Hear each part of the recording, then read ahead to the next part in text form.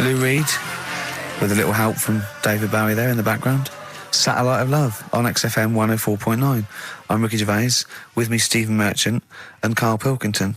Now, Steve, you know how Karl won't do anything outside his jurisdiction. He moans about stuff. He's got one job. We're doing about 5 things in the week. Always plate spinning. We just turn up and he's always available. He moans about it. He goes, "Oh, lucky you caught me," right? He's chatting. He just He's one of those people that whinges enough and people think he's overworked. So he got Mondays off, right? He's just a whinger. Yeah. I haven't got Mondays off though, have I? Yeah, well, anyway, 2 hours on a Saturday.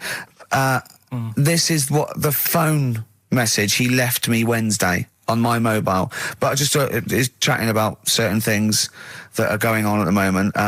What he does need to know. Duncan, who mentions, is my agent, and you know you'll understand a few other things. But this is the sort of message I get from Karl, right? Whinger. Old messages. Right, 12:10, Wednesday. Just getting loads of people calling me all the time about Yesterday, DVD's signing for BBC London. I don't work there, but I've been dragged into that. I've got a woman on leaving a message from Talk PR going on about do you want to go and see Pop Idol again? Right? They're just saying you and some listeners can go. So I'm sure you'll love that. I've got Jim Benner wanting you to introduce the tin buckets at the Astoria. So can you just let Duncan know that I'm doing his job whilst he's sat on his arse with his thumb firmly up his arse? Can you let him know that I'm running around like a here sorting shit out for you? Alright, see you later. Message left So, at 12. do you know what I mean? I know, but that's the kind of phone message he's leaving. Do you remember who he was before you... But he's even annoyed that he gets a phone call. I remember he got a phone call for you to do a voiceover and didn't pass it on. You missed a voiceover. That was thousands of pounds. No, I did pass it on though, I told you. You said someone had phoned. Yeah. That's not good enough. But who's that? Well, she didn't say, and I didn't ask. But Of course it's not my she job to do said. it. She didn't say. Rubbish. So you didn't take the number down? Just when she went, "Oh, can you tell Steve to call me?" And you went, "Yeah." Yeah, well, I just thought you'd know her already. I should have known. It was a woman, so I should have known. He's having a go, you see? Unbelievable. I don't know how it's come back on me. You're the one who was picking on it. Yeah, exactly. I'm saying. I'm defending. Why is he having a go at you? He never picks on Ricky because he knows you are his bread and butter. Seriously, do you know what I mean? The only reason he's got Mondays off is because you're still doing this show. Yeah. That's why he's scared of you. That's why he has a go at you on the phone, but he always picks on me because he knows, I'm a pushover, I'm a nice guy. He's scared of you. I don't know how it works. Is that true? Steve, I'm always sorting you out. I look after you. Sorted you out with tickets. I sorted you out with lager I've got out. you today. Why are you picking on me? What do you mean you're sorting about tickets and lager? What's this? Right, whenever you want tickets. Yeah, sorry, I don't want to use this as moaning time and that because I don't like to moan. I'm busy and that, right? I've sorted you out tickets for gigs. Yeah. Right? What somebody doesn't even turn up to. Yeah, we won't even go on about that, right?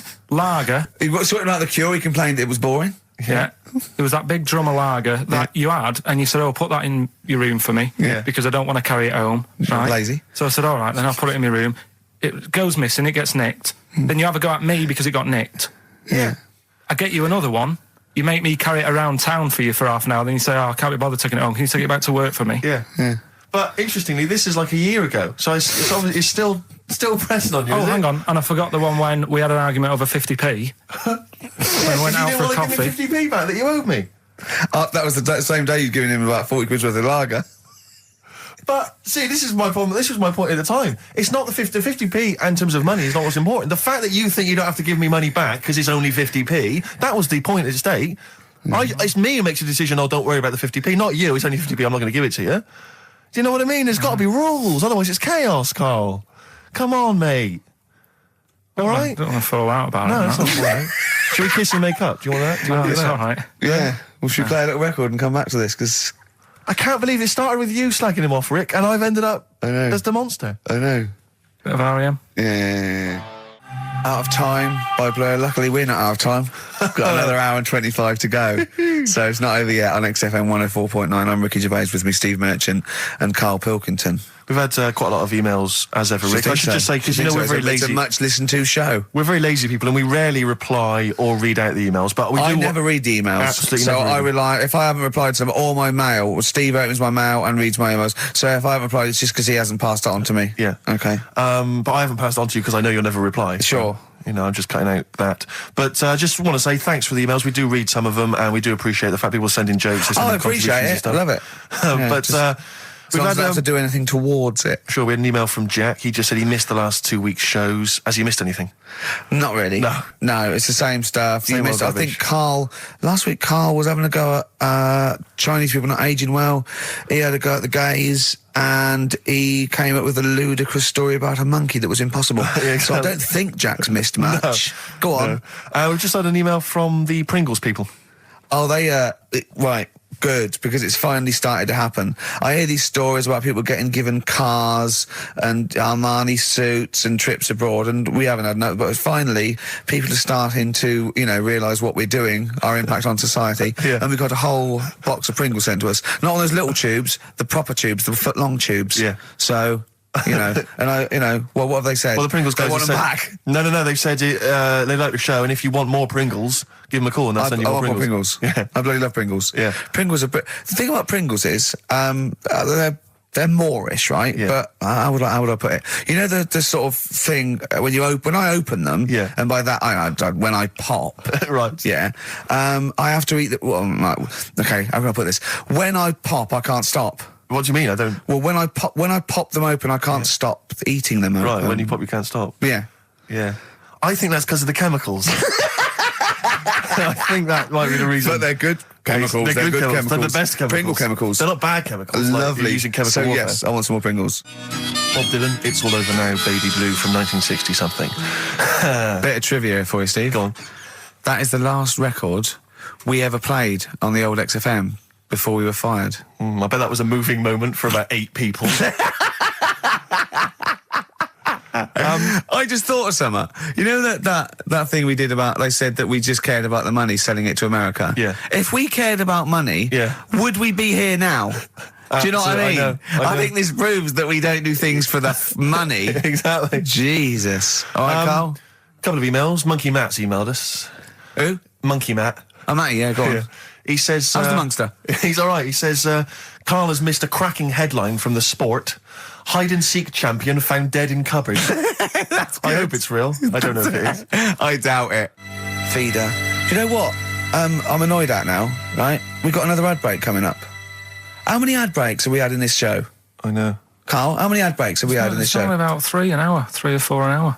3 or 4 an hour, so about 3 minutes. So 20 minutes. 20 minutes is wasted on shite. I mean, apart from the stuff we talk about. Well, it's funny you should say that, because someone said to me last week that they felt that there were more adverts now on the show than there used to be. Are there more adverts Rick, in the show? I think, just checking some of the emails, I think that's because people are requesting them. They find them more entertaining than what we're giving them. But can't we sort this out? Don't go on about it. No, can't we though? Why can't we have less? Why have we got so many? Is it what happens, doesn't it? well, no. You can't listen to radio in after every record. It's bad enough trying to keep them listening with the rubbish we come out with. Yeah, we've got Rockbusters here. Let's get them back. You know what Don't steal our son, please, lads. Thrills on XFM 104.9. I'm Ricky Gervais. With me, Steve Merchant and Karl Pilkington. Yeah. Little Carly Pilkington, little baldy mank, whinging little twat. How are you? Yeah, all right, yeah. What are you doing? Happy? Feeling a bit happier today? You look as full of spunk, as they say in America. Yeah, I'm all right. Just a bit of a miserable day, though, isn't it? Yeah. A bit miserable. Yeah. Walking in today, right? Do you know I walked through, like, the sort of the gay district of London and that? Right. You don't walk, you mince, don't you? Well, just walking through on the way to work, and I'm always interested in their little shops and stuff that they have, right? Loads of their little shops. That's don't be ashamed of. If you want to go in and buy something, go in and buy something. I'm just having a look at, looking in the windows and stuff. Little postcard just near the entrance. Yeah. That's meant to tease people in, to make people go, that sounds good, I'll nip in. Right? Little postcard. Free butt plugs with every sale. That's great. How did we get from 5p off milk to free butt plugs with every sale? Wow. What society come to? Well, it's because we're liberated, Rick. Yeah. It's an open society. What did you buy to get them? You didn't buy... No, I didn't. But what's the purpose? What, of the poster or of butt plugs? Butt plugs. Because I really honestly You don't... shove them up your arse, don't you? Whoa, slow down, bum. Shove them up your bum. Yeah. But when? Is that just like when you're doing whatever, doing stuff around the house, or...? I think it's not to keep things out. Is it like you would use a plug in the sink to keep, the water in the sink? Oh, if you're not gay. Get that? Oh, yeah. No, I know what you mean, yeah. I don't know. No entry. What is it? I mean, I don't understand what I that's don't know. I assume it either feels good or are they... well, I've got to be careful here. Or are they sort of like breaking it in? Right, yeah. Do you know what I mean? Like it's like a shoehorn. Sure. or Yeah. It's like when you stick paper in your shoes if they're a bit tight. Or those people who sort of like put little bits of wood in their lips, and then as soon they've got big plates in their lips. Yeah. Same as the butt plug. It means you can, you're ready for anything. I don't know, do I? Carl's face. Well, if you know what butt plugs are used for, then why not get in touch? Ricky.Gervais at XFM.co.uk. What do you think? If there's any... I can't believe we're already on this subject. I know. How is it? It's 1 and we're I was going to say then, if there's any people who use butt plugs, and I was thinking that Carl would have said, well, they're not up yet. Yeah. Because they go out late. No, but what is it? We're award-winning people. We've written a TV Not on show. It's radio, widely though. respected. Not on radio. We're rubbish on radio. I know, but We've got nothing to lose. I always say to you, Steve, that I like educating people and that. Now, the way I see it is I didn't know what they were. Let's phone to going. Someone might know about butt plugs. All right, we'll get. No, get them on. Get them on. Ask them. No, because they might say something dodgy. Oh. Yeah, whereas what have we just been doing? Just take a chance. Take a chance and tell them not to swear. Well, you tell them. Okay. Right, Steve. I haven't got my headphones on. Hello, who's that? Hold on. Who, sorry? Nicholas. Nicholas, hello, mate. You're not going to swear, are you? No, I'm not going to Keep it clean. Yeah. Keep them keen. What were you calling about? I'm phoning about your plugs. About not my plugs, but sure, plugs in general. What do you know much about them? No, Are you a plug user yourself? No, I'm just thinking if maybe you've got some gay friends and you're spending the night at their place, you might want to use one. Right. What, you mean experiment with them, or...? No, so you can make sure they're not going to do anything while you're asleep. Could I suggest, just lock the door? I mean, that is easier to me. Can I make a bigger suggestion? That's probably the most homophobic thing we've had said on the show today. Thanks very much for your call. Right, okay, good. Well, that's why we shouldn't put people on the line. Just, without checking first. I think Carl's made a good point. That's the calibre of listener we've got. Carl, come on, what's the matter with you? What? Thorns. That's all. No blue sky. Beautiful, isn't it? And that a great track. It's all right, yeah. Just had an email, yeah. That woman who opened the Office script could have her head cut off. Apparently.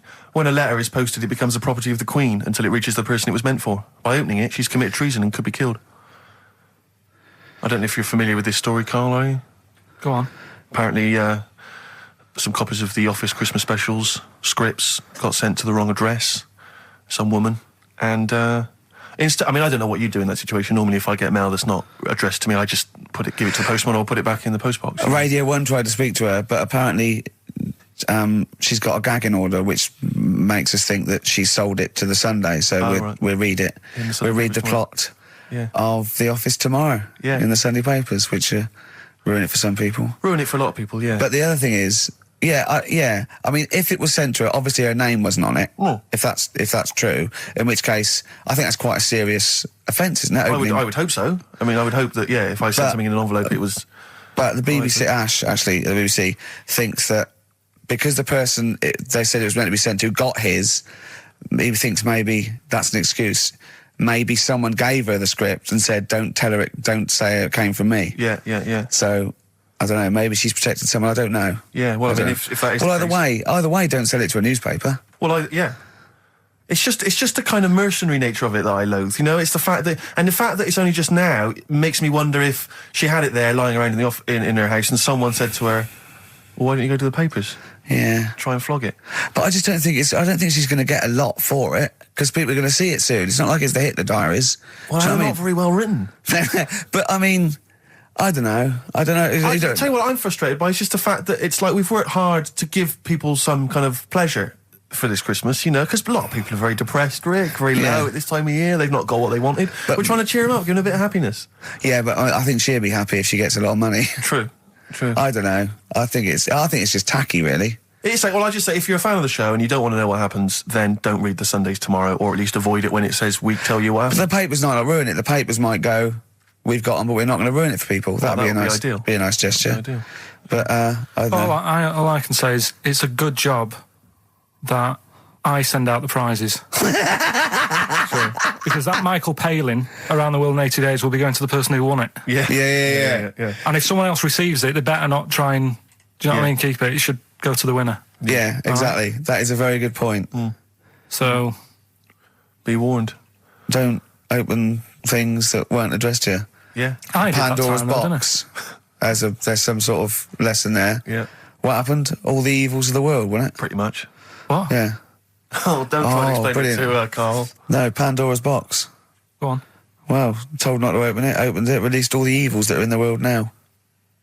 But did the person say if you open it, loads of evil will come out? It's not true. It's not true. It didn't really happen. It's not like evolution. It's not the truth. But you remember that? Yeah, you won't listen to some of my stuff, like goldfish and stuff. No, it's not that we don't listen to it. It's that you would pass off how all the evils in the world got here. Because on Anna Nova it would be, Pandora opens box. Outcast. Hey Ya on XFM 104.9. I'm Ricky Gervais. With me, Steve Merchant. And over there, Karl Pilkington. Now we've got a new feature. Well, I don't know if it should become a feature every week, Rick. I'm not sure it's got legs for that. But maybe in the absence of Rockbusters. Basically, I was looking through the pigeonhole, and we got a lot of stuff sent to us, a lot of junk, you know, stuff we don't really want. And a lot of people, for some reason, they send begging letters, a lot of that. We get sent a lot of CDs by people, bands, artists who have not yet been signed. Maybe they've knocked something together in their bedroom. They got a band. And they just, for some reason, they want our feedback. They want us to sort of give them some thoughts on what they think, where they're going wrong, stuff like that. And I just thought, I was having a clear out, and I thought, why not just give them a little chance, you know? Yeah. Just throw them a bone, Rick. Honest critique? Honest critique of some of the artists that sent us stuff. Okay, go on These are then. bands that have not been, they've not got a record contract. This is exciting. Okay, name the 3 bands Well, first. I'll tell you, no, we'll go through them individually, and I'll hear a little snatch, and then I'll get your opinions, both from you, Rick. I know you've been in the music business, you've got a good general knowledge of music, you've got good taste. Big time, and big also time. Karl Pilkington's views as well. Yeah. We know what to think of them. So this first band is called Kellerton Road. I'm sure they're very excited. As I said their name then, they probably can't believe it. They're phoning each other now. They're getting so excited. All friends are phoning them now. Yeah, Turn your exactly. phone off. They Of can't people in believe this they're band. You don't want to... Yeah. Well, okay, then Kellerton Road. Kellerton Road. Play a track from them. So that's Kellerton Road. I think that's a track called Secretly. And looking on the back here, there's 6 of them in the band. They all pretty much look the same. They got the long hair, the usual sort of look. What do you make of them, Rick? All right. Yeah? Quite like Yeah, that? good, yeah. I mean, bit generic. The chorus was a little bit simplistic, but I like good production, good Yeah. good Reminds you of musicianship. something maybe like the Thrills, that sort of thing. Yeah. I mean, yeah, good. Jukebox or junk box? What's a junk box? It's just, I'm just trying to make it sound snappy. Jukebox or junk box? Don't, because you haven't got it. Don't ever stick to what you're good at. Okay. What, being sexy? Just sort of watching Doctor Who and stuff. You like that, don't you? Yeah, I love it. Okay, then right. What's the next one? So, well, let's just ask Karl Pilkington's opinion. Karl, what were your thoughts? Yeah, it's all right. Yeah? Yeah. That's it, is it? Yep. Is that why you're no longer right for the enemy? Go So on. what's this next one you've got for us then, Karl? Toffee. Toffee. It's called Born Depressed. Oh, dear. Brilliant. Is it about you? There we go, I Toffee. quite like that. Yeah? I sort of a bit glammy, bit underground. Yeah. What do you make of the name, Toffee? I don't like the name. It's not great, is it? No, but I quite like that track. Quite like the track. If I'm just that's looking at the representative. CD, they've made it themselves, and basically the band feature on there completely nude. Oh, What do you... Well, we know what we think of that. What do you think of that, Carl? I'm not happy with that. Let's have a look, though. Have a look there. That's no point, is it? There's quite a lot of blokes and there's one naked lady. Just having a look, though. Just Yeah. What are you looking at the blokes? What are you looking at? Why are you looking at the blokes? let's Knob. just having a look. But you look at their knob. I can see by the way your eyes are I'm looking. looking at the woman's knob, though. Well, she won't be happy with that. No, that's a bloke, Karl. Yeah, that's where you've been going wrong. Yeah, that's the woman. Yeah, Yeah, that's what I was looking at. That one, the woman's knob. So that's all right. yeah, good. So Rick, hit parade or shit parade? I don't know if it's going to be. I don't think it's going to be a hit yet because I haven't got backup. But I think we're looking more about whether they get A record deal. Do you think they deserve one? Yeah, I like, thumbs up for both of them. Okay, excellent. Well done. All right, well done. And Carl, play the last one then. What did you make of it? Sorry, we didn't ask your opinion. We weren't interested. Like to see him on CD UK. Just like that on the CD cover. Okay. And this last act, I think, is this right? Picture Centre? Yeah. Picture Centre. Picture Centre. My favourite. You like that? Yeah, that's my favourite out of all of them. Good, there's a bit of Amy Mann in there. A little bit Cocteau Twins. Yeah. No, really good. I really like, really good, really intriguing that. Karl Pilkington? Yeah, it's all right. If you didn't like it, what would you say? It's weird though, isn't it, music? No, do you know what I mean? It's like, it depends what you're doing. Do you know what I mean? That's all right. If you're just having a game of crib or whatever, it's just on in the background. That's the thing with music. I don't think you can sort of slag any of it off. It's times, and it's depends what mood you're in and stuff. Yeah. So this is it's a pointless pointless. feature. It's a pointless Points feature. for you. We'll do it well, I again didn't come up with it. No, I do. All right, don't slag it off. then. Okay, we'll do that again then. I was quite enjoying that, but okay. No, do you understand what I'm saying? Well, That it's not worth having an opinion about music. Well, I'm not that bothered. I'm just saying. imagine if he was on the panel of Fame Academy or Pop Idol. Yeah. That'd be great. It'd go along, and Nicky Chapman go, yeah, you've really improved. I really like that. I don't know what you're wearing. Dr. Fox, you were hot, baby. I loved it. Like your legs, like all your boobs and all that. Brilliant. Come to Carl. Not bothered. All right. Yeah. Brilliant. No, we'll keep it up. Play a record. Yeah. Oh, come on. This is my favourite. Can I change? Well, this is my favourite out of all four of them. Lynyrd Skynyrd. Yeah? Yeah. Slam dunk this puppy. Jet and roll over DJ on XFM 104.9. All right? Carl, just an email. A question for you. Can you please let me know which school Carl went to? What school do you go to? Sessav. What? Sessav. Sessav? Yeah. What does that mean? It was on Cecil Avenue. Cecil Avenue in Manchester. Yeah. It's just he says, I'd like to know so that I don't send my kids to the same place. He also says, P.S., does Carl look like Gollum in Lord of the Rings? Yes. He does, doesn't he? Yeah, that's very good. Yeah, in fact, I was just putting a little bald wig on you, wasn't I? Like he needs one. Yeah. So, if It's you just want some to of the fun and games we have when the songs are on. Yeah, did it hurt? Just a little bit. The bit that worried me is when you said, let me just staple it. Yeah, well, I was trying to get it under your chin because it looked funnier, and he was scared. Oh, Can I just give you a little fact here? Someone's emailed in for you, Carl. They've sent an interesting fact for you. I think you're going to be interested in this. Don't read it on the email. Let me read it for you. I think you'll be excited. An interesting fact from Carl. That's from Toby.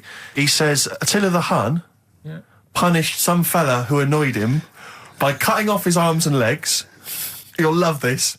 And stitching his arms back where his legs should be, and vice versa. Look at his face. Look at the little smile that's just cracked on his lips. That is the kind of fact you've been waiting for all day, isn't it? So go on, again, so... Attila the Hun, right? Some guy didn't like. He cut off his arms and his legs, and he stitched his legs on where his arms should be, and his arms where his legs should be. Look at him looking at his body, trying to picture it. yeah. I'll let it sink in for a little while, then I'll ruin it for him. Carl, what are you thinking? I'm just picturing it. Right, he would have died. It would have been tokenistic. There's no way that person could have lived through it. So it was just for Attila the Hun's fun. He probably put him on a stick outside his gate or something. There's no way in those days that he could have gone through complete limb amputation and... So would he have wore a jumper for pants? Who's the winner of the competition? From Walthamstow, it's Joe Ogden. Well done, Joe. You got the correct answer, which was what? The Fella with two heads at number 50. number 50. Is that it? Are we off? Yeah, that's it. Yeah, all right. Cheers. More of the same drivel next week. Bye. Placebo, special needs on XFM 104.9. Email in where Lanzarote is. I don't know if it's Italy or Spain or Europe or maybe Africa. You know, these are the sort of things, these are the reasons I come into it, to at least learn something, innit, Carl? We've stopped educating Ricky, so I've stopped learning, you know, about things like the woman who ate mud all her life, We've had a lot of emails, Carl. I don't want to sort of put a dampener on your Christmas, but a lot of people have been slagging off Lanzarote. One of them just said, well, one of them just, I don't know if I can find It is Canaria, isn't it? It's It is one of the Canaries, isn't it? It's a volcanic island covered in volcanic dust. It's very windy, so you have to dig a hole to sit in on the beach, and there's hardly anything to do. That's from Mike Godham, and he says, unless you like quad biking, well, you know, you've seen what happened to... No, Ozzy don't Osbourne go this quad week, so don't do biking. that. Not with your little head. There's no protection at all, is there?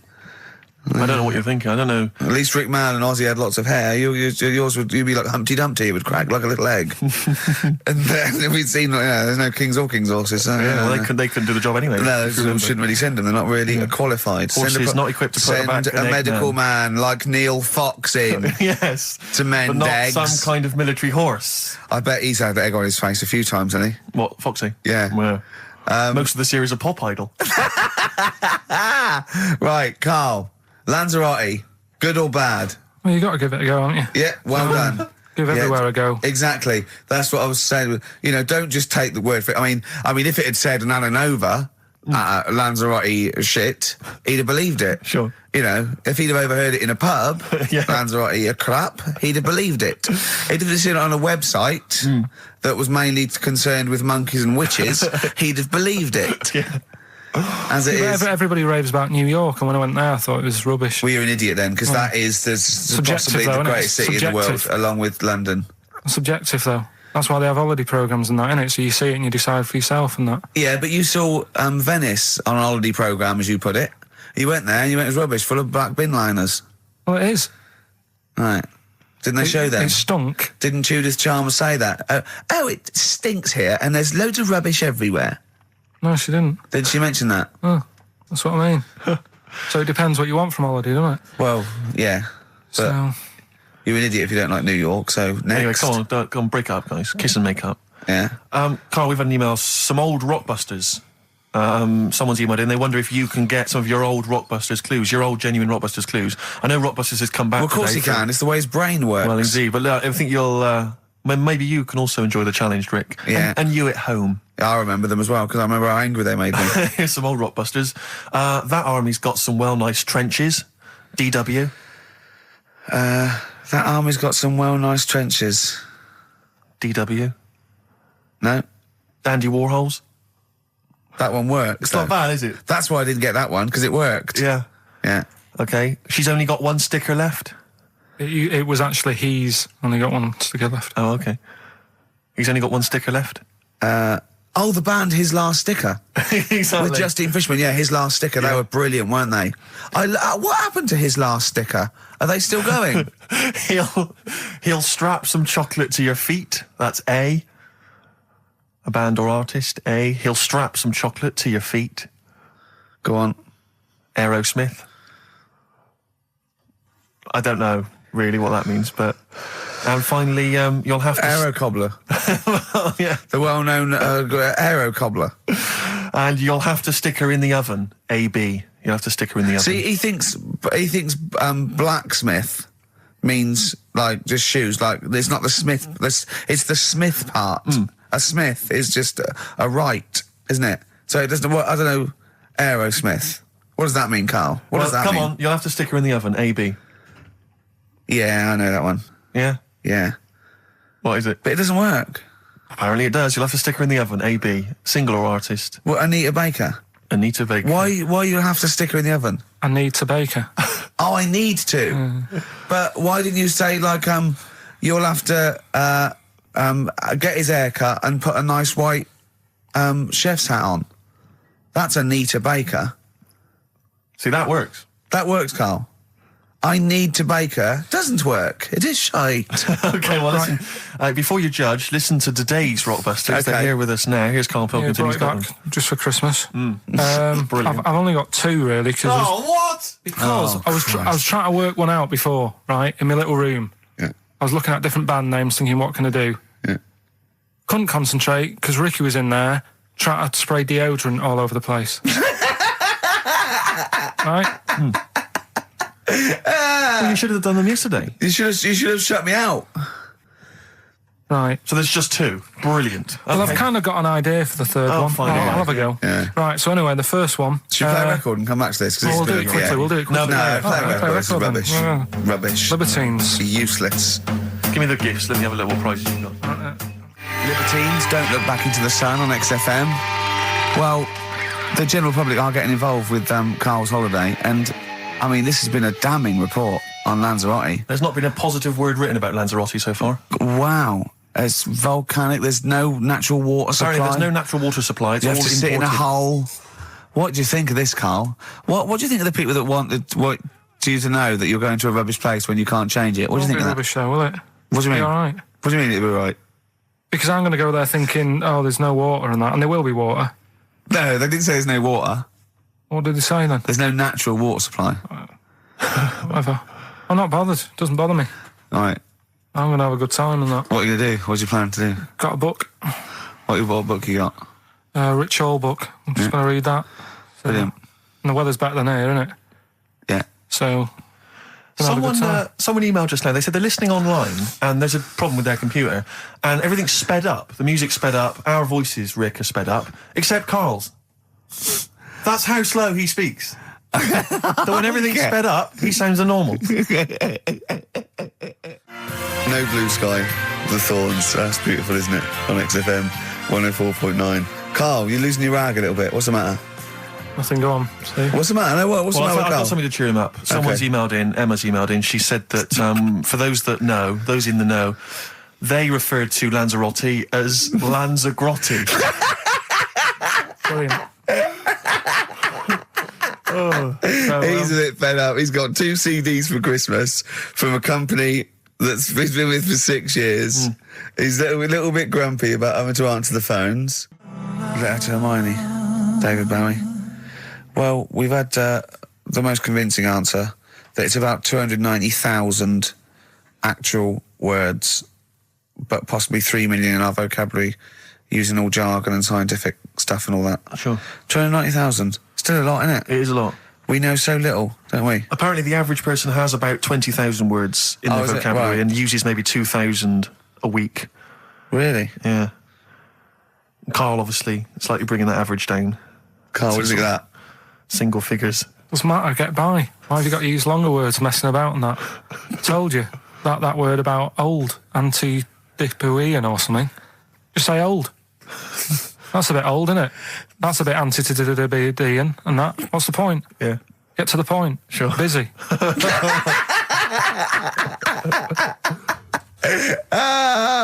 Right, okay. Are you in a film this week, Karl? We're doing that now. Yeah, go on. Get it over with. Hang on a minute then. Get it over with. Let's get this show over with. We can go home. You can go off to Lanzarote and sit on some ash. Some charcoal. He's not happy about that. That's annoyed him. The listeners have all ganged up on him. Yeah. XFM giving him 2 CDs. We've had more calls for his resignation this week than ever before. What do you think of that, Karl? What do you mean? There's another reason. Do you know what I mean, though? Because he's grumpy. He's not just giving it. He goes, well, I can't help it, can I? I don't want it. You're being paid well to do a job. People have tuned in to be entertained, to have good songs. Me and Steve are working I'm pressing here. the buttons. I'm paid to press the buttons. That's what I'm doing. Has every CD started on time? Then Yeah. why would they give you Monday off if you just paid to press the buttons? Don't get every other Monday off, do I? So have you stopped doing that now, have you? Well, yeah. Why? Because there's work to do in that. I'm not moaning about it. Let's get on with it. Blair on XFM 104.9. I forget the name of that track, but it's good. Good song. Thanks very much. Oh, good song. Yeah. Oh, right. I just thought you were complimenting giving me. his opinion. Right, Yeah. go on. The what? Are we still on the air? Yeah. What are we doing? Merry Christmas. We got someone on the line. Oh, right. He's here. Who's that? Ricky, Yeah, go on. it's Jonathan. How are you? Good. It's only TV's Jonathan Ross. Ross, turn your radio down, you idiot. I'm here. I like to. I haven't got a radio on. What are you talking about? We can hear the feedback. Well, I haven't got it. It's not my fault. It's your incompetent radio station. And also, didn't you hear we said don't call him, we don't want to speak to the listeners? Are you, I'm not a listener. I'm a visitor to your shores. I'm special. You know that full well. I know you're special, right. Yeah, exactly. What have you got a name for the band? Yeah, you ready? Yeah. Blump. B-L-U-M-P. I tell you for what, you can't have a normal word. If it's the monolith band of all time, if it's the big, you can't have a regular word. It doesn't make sense. How can you have a regular word? All these ideas you've come up with are rubbish. You need a word which only stands for that one thing. No one's heard it before. No one will use it again. Blump. I can't help but feel that that's a more appropriate name for maybe one of Ricky's bands. Yeah. I love seeing that picture of him in that band. You see it everywhere these days. He was like a girl. He was like a little girl in a suit. It's like a little dyke at a wedding. What was that? That's got to be the kettle calling the pot black, surely. I've always looked nothing but 100% heterosexual. We're not sure about. There's not anything wrong with it. I know that, but look at you. I actually had to get that in. There's not anything wrong with it. I'm Jonathan Ross. Oh dear. I was thinking the other day, right? Oh, yeah? The Comedy Awards. Yes, sir. You didn't have to say some awful things about poor celebrities, poor has-been celebrities with coke addictions and fat lips and faces that where surgery's gone wrong and everything. And when they're on the show, they're going, "Oh, you look lovely." Yeah, I'm nice so to them. good. Well, I'm nice to them to their face, but obviously when I'm not with them, I like to let my true feelings be known. What's wrong with that? That's how everyone Well, I'll tell you what, you can get anything off your chest you want on this show. Any celebrities you want to talk about? There's no one listening. Yeah, it's just between me and you. A lot of people listen. They listen to my show, and after they've had a few hours of, good laughs, they like something bland to just cool them down afterwards. So they flip over. We know this happens.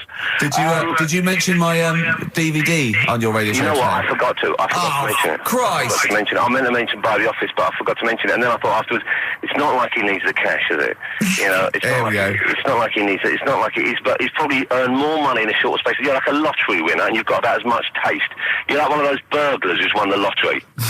I am. I'm dressed like an Albanian window cleaner at the moment. Burglar from Reading who won the lottery, and now he's fritting it away on what? I do feel sorry for my neighbours. I've moved into a really nice place. I feel like it's the hillbillies. No, it's nice you've moved in though, because it's nice. It's given them something to sort of talk about behind your back. You've united the whole block. Right, go and play with some Japanese wind-up toys now. I'm going home to play Mario Double Dash with my son. It's going to be a good afternoon. I phoned you once after I finished my show. It was about 5 minutes past 3.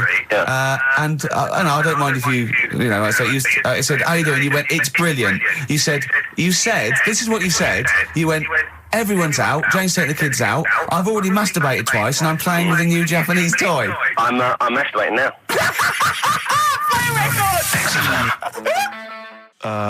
Kings of Leon, Wasted Time on XFM 104.9. Sorry, I was sidetracked there by just some of the band names. Now listen, I want to put in 2 of my own. I want to win that pile of tat out there. I've got 2 names here. Okay. We should just remind people in case they've just tuned in. Oh yeah, Ian Canfield has chosen his mega band of all time. He's got Keith Moon on drums. He's got Lemmy on bass. He's got Keith Richard on guitar. He's got who have you got singing? Robert Plant. And their manager is Vance. But he needs to announce them at Wembley Arena. They're already sold out. They're at number 1 in the album charts. They're the greatest rock band of all time. And I've got 2 suggestions. Okay. What about this? Please welcome to the stage. Tungsten lung hemorrhage. Yeah, good. Yeah? Please welcome to the stage. God dildo. God dildo, interesting. Nice juxtaposition there of God, the almighty creator, and a dildo. Nice use of some contrasting imagery there. Yeah. Powerful and topical. Tungsten lung hemorrhage. Yeah. We've had a couple also on the email.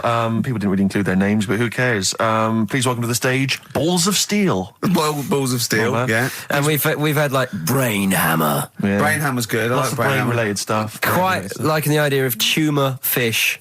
Juma fish. I like. Juma fish is very good. I like Juma fish. I just wonder if there's one more contender. I don't know who this was, Ian, that phoned in with it, but possibly it's topical. Yeah.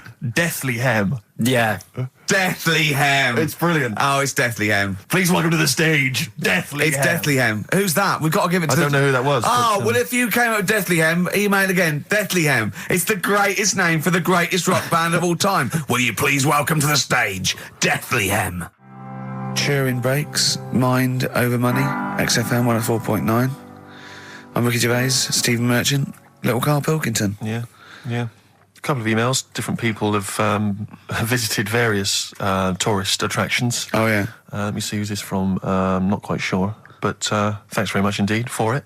So there's a link here. It's apparently in Devon. Barometer World. Brilliant. It's the world of barometers. It was established in 1979. And By one bloke who had a lot and thought, I can charge a quid for this, definitely. Here's the out of his own house, probably converted back scuttle. exactly. Yeah, that's not a euphemism for a sexual act. But look at the webpage here, Rick. There's a picture of a beautiful barometer being held by a beautiful lady. Lovely. Who's definitely his daughter. Yes, Definitely. Come on, Kathy. Oh, that. Dad, no. Come on. Undo your top a little bit. Dad, definitely made to do that. Yeah. Oh. That slight look of I hope no one I know sees. Yeah, Just checked out Barometer World.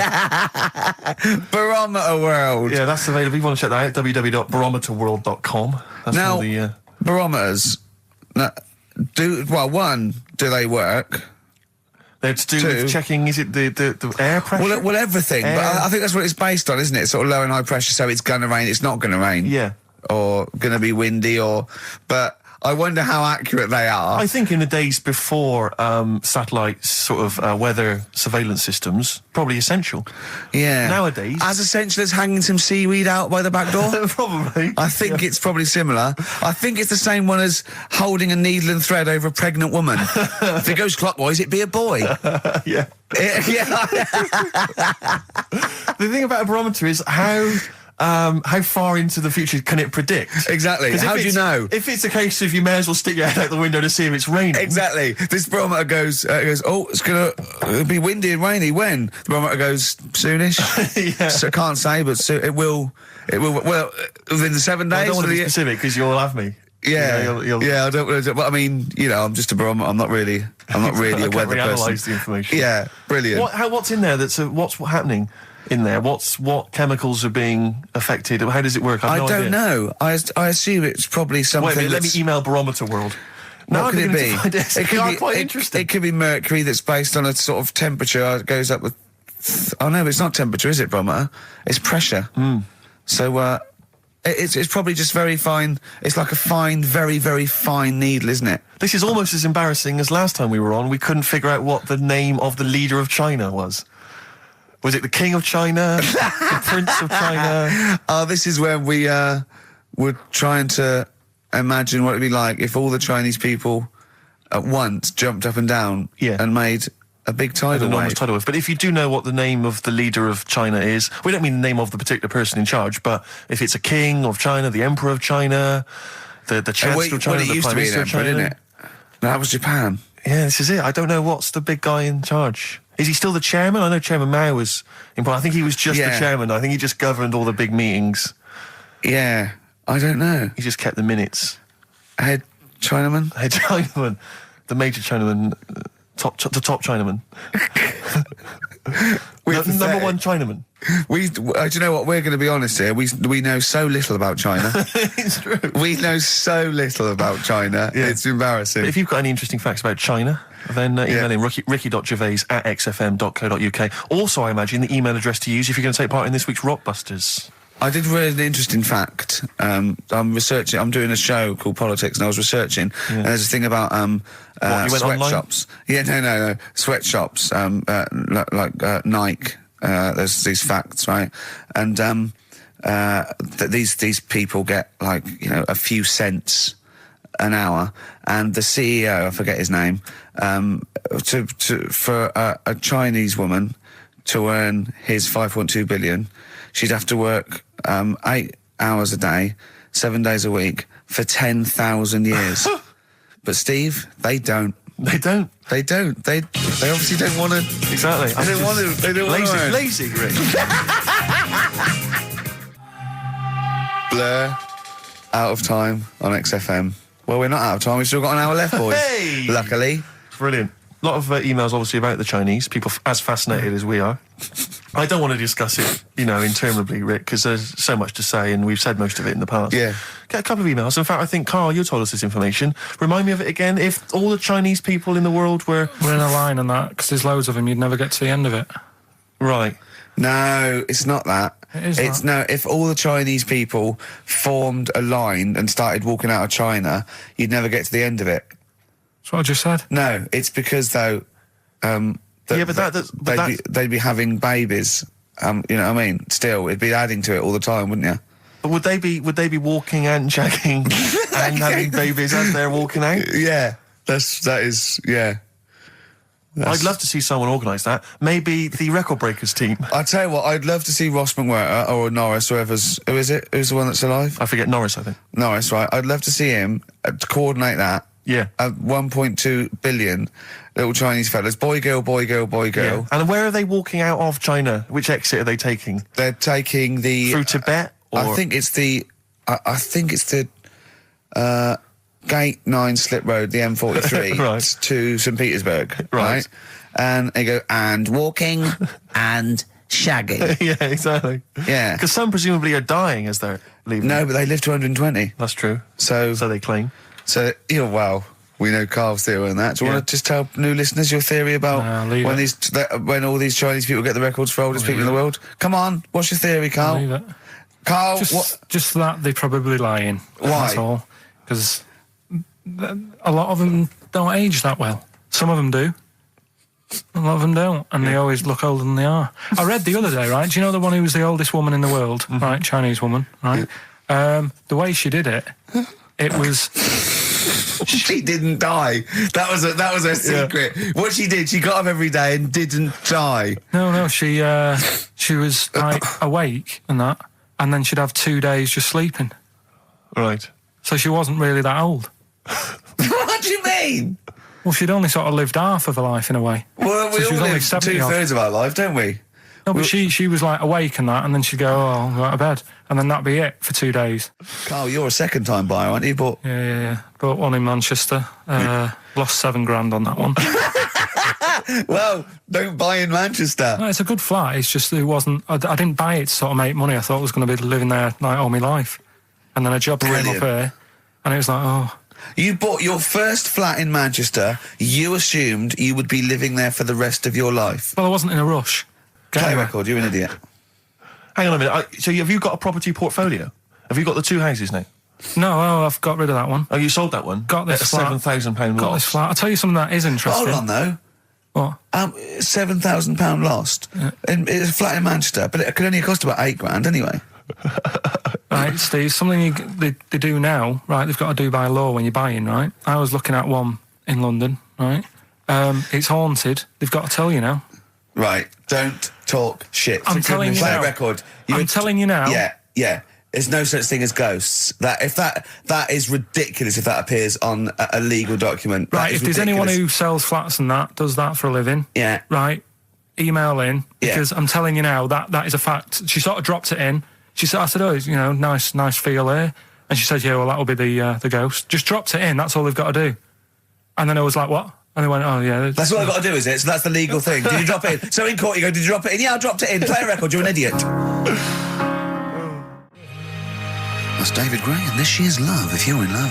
I hope it lasts. It's only January.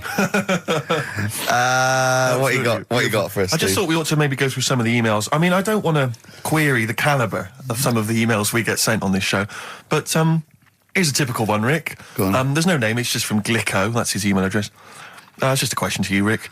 Did I see you walking around Marylebone High Street last Sunday? Yes. Okay. Well, I don't know. Well, I mean- I was in Marylebone High Street last Sunday, yeah. Yeah, but did you see Glicko? I didn't see Glicks. Okay. I didn't see the Glickster. But All right, this is one from M. Ricky, what do you think of Richard Bacon's show? I can't decide if he's better than you. nor can I. Any thoughts? Nor can I. I can't help her out on that one. Sure. That's a really personal thing. She's got to dig deep. She's got to look at both of us. She's got to find out what she likes. Yeah. And then whether I provide more of that than Baker's. Yeah. I mean, Baker Foyle's brilliant. Yeah. I'm not going to put myself up against him, so I can't help you. Next, Steve, next. Well, there's a lot of emails last week which were saying how much they enjoyed the Christmas specials. Thank you very much for that. That's very flattering of you. Cheers. There was also a couple. There was one that it was a guy. I'm sorry that I think I might have deleted it. But, I should have sent a reply, because there was a guy from Canada saying if there any chance you're around in March, whether you could pop in and have a surprise birthday dinner for his wife. Oh, God, why don't you keep that? I know. Sorry about that. I can't let it go now, can I, you idiot? So, Okay. I don't.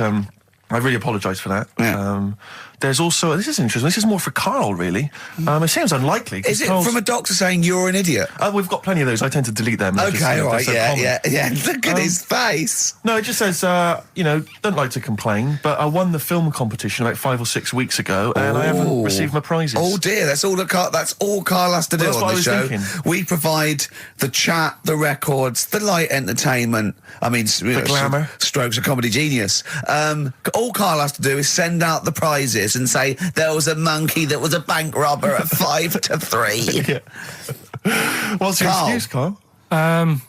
Do you remember her winning? I've got all. Well, you're calling her a liar? Well, I am, because I don't remember ever seeing. Right, he's calling her a liar. So, Joanne Ogden, you're claiming, is just making this up. She sent this in on a whim, trying to fool us and get some cheap tat. Wow. I don't believe that. I don't believe anyone would lie to try and get Knowing Me, Knowing You on VHS. I really don't. Well, I'll look in the records because we keep all the details, so... Do you know what I mean? Right. Well, one of you's in the wrong, and do you know what? Knowing you, Karl, I don't think it's Joanne. No. Has anyone else ever emailed in saying they haven't got the bag of crap? No, they haven't. They haven't. Well, yeah, one mistake's one too far, because that's one person. So, you might send out 30, but that one person, that's the first time they've won a competition. They want the history of Wind narrated by Donald McIntyre on VHS. Yes. And, Stephen King's It on Betamax. Yeah. No, they sometimes they want the best of Primal Scream on a cassette. Exactly. So, You've got to make sure you're sending these prizes out. Yeah. Final email from Andy. He says, the webcam is pointing at the ceiling. Is it because the air conditioning vent is more exciting than what happens on the show? Let's put that down I now. think that's absolutely right. Hold on a minute. Now, just if someone... Is that good? People love the webcam. I don't know what they're interested in, because all I get is a picture of Karl's big head. It's not as big, it's just round.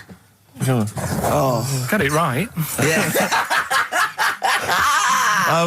Karl, I'd like you to play the next tune. I got sent a little cheeky primer for The Cure's Join the Dots. It's B-sides and rarities, lots of stuff from them, from all over the ages. And it's amazing how good their B-sides are. Here's one of them playing. Yeah. Lucky Man by The Verve on XFM 104.9. I'm Ricky Gervais with me, Steve Merchant, and Karl Pilkington. Karl, what's the problem with gay Yankees? You played Bruce Springsteen last week. Yeah. Right? Yeah. And you said he had got a load of trouble on his hands when he had a hanky in his back pocket. Did I say that on air, or...? Well, we were just saying that famously on the cover of the Born to Run, Born in the USA album, it's just him, isn't it, with his backside, basically, with a red handkerchief. I wasn't looking. Well, I just... well, I did it for research purposes, for this amazing link. Yeah, he had a red handkerchief, I think, in his right-hand pocket, and apparently that signifies homosexuality. Apparently, I don't know. Oh, I thought it was which way you take... I don't know.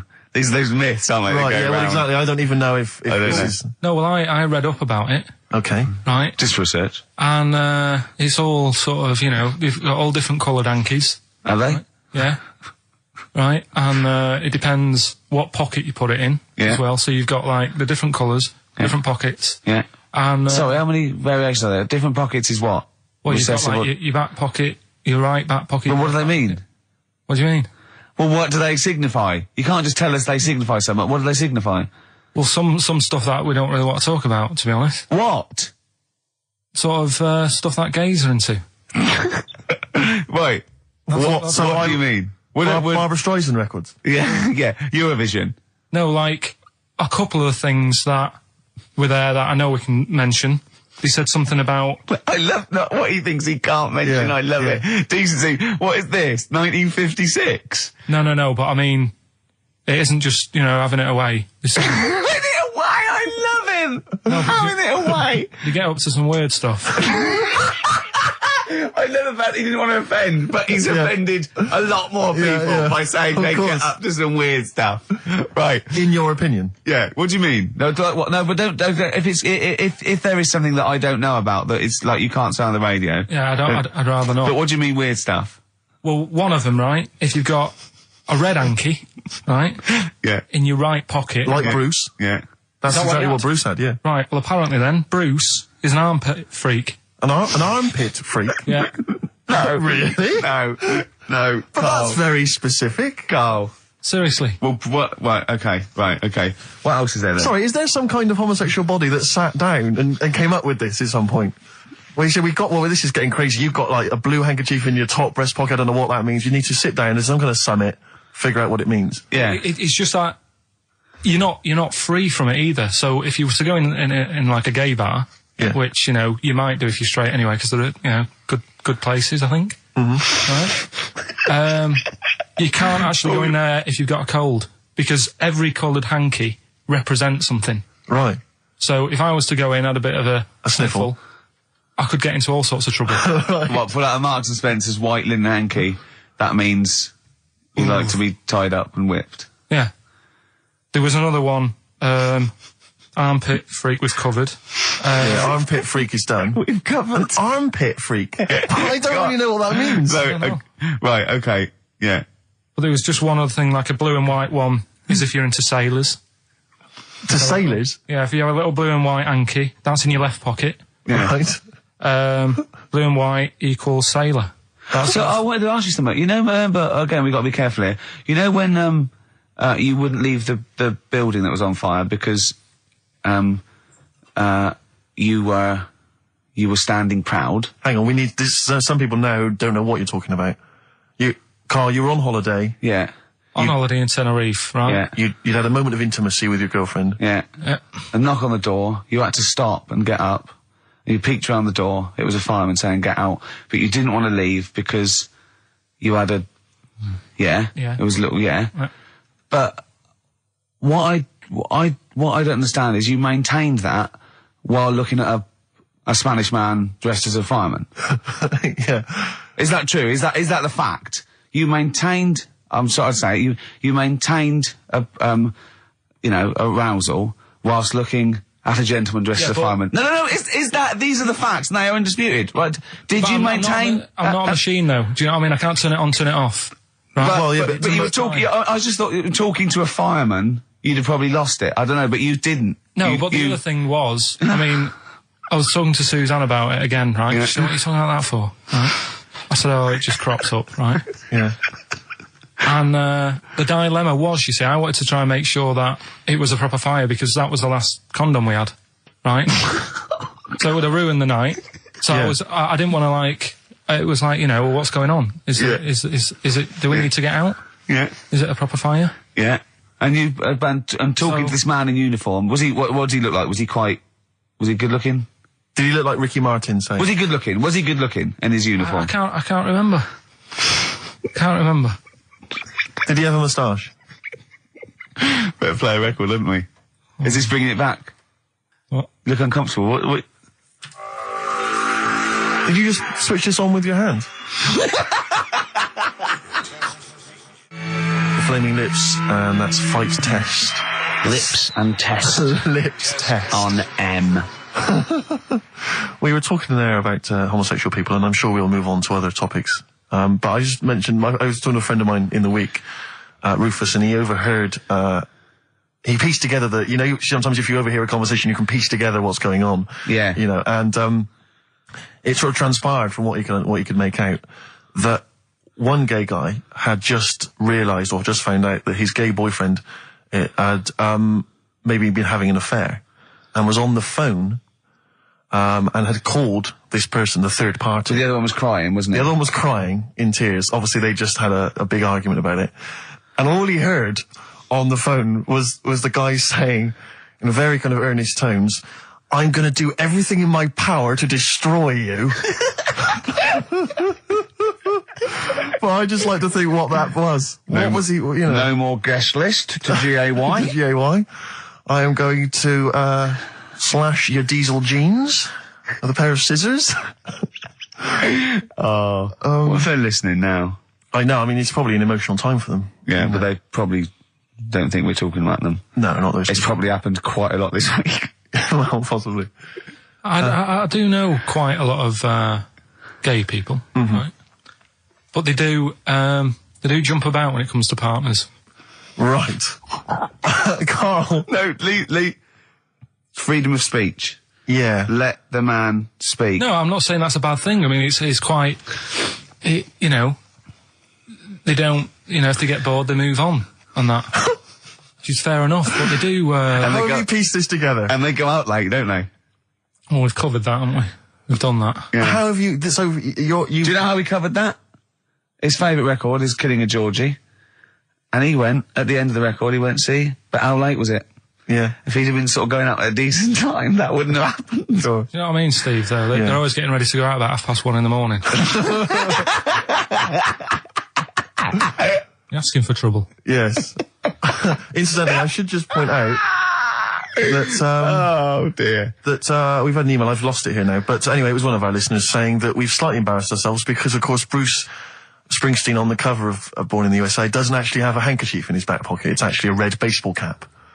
So, well, I don't know if that also counts. I don't know if it's any coloured object. What does that mean, though? Yeah, into heads. Into little round heads. Oh. If Bruce Springsteen, and he's obviously not gay, but if he said, all right, Carl, just, you know, little cuddle, would you turn down Bruce Springsteen?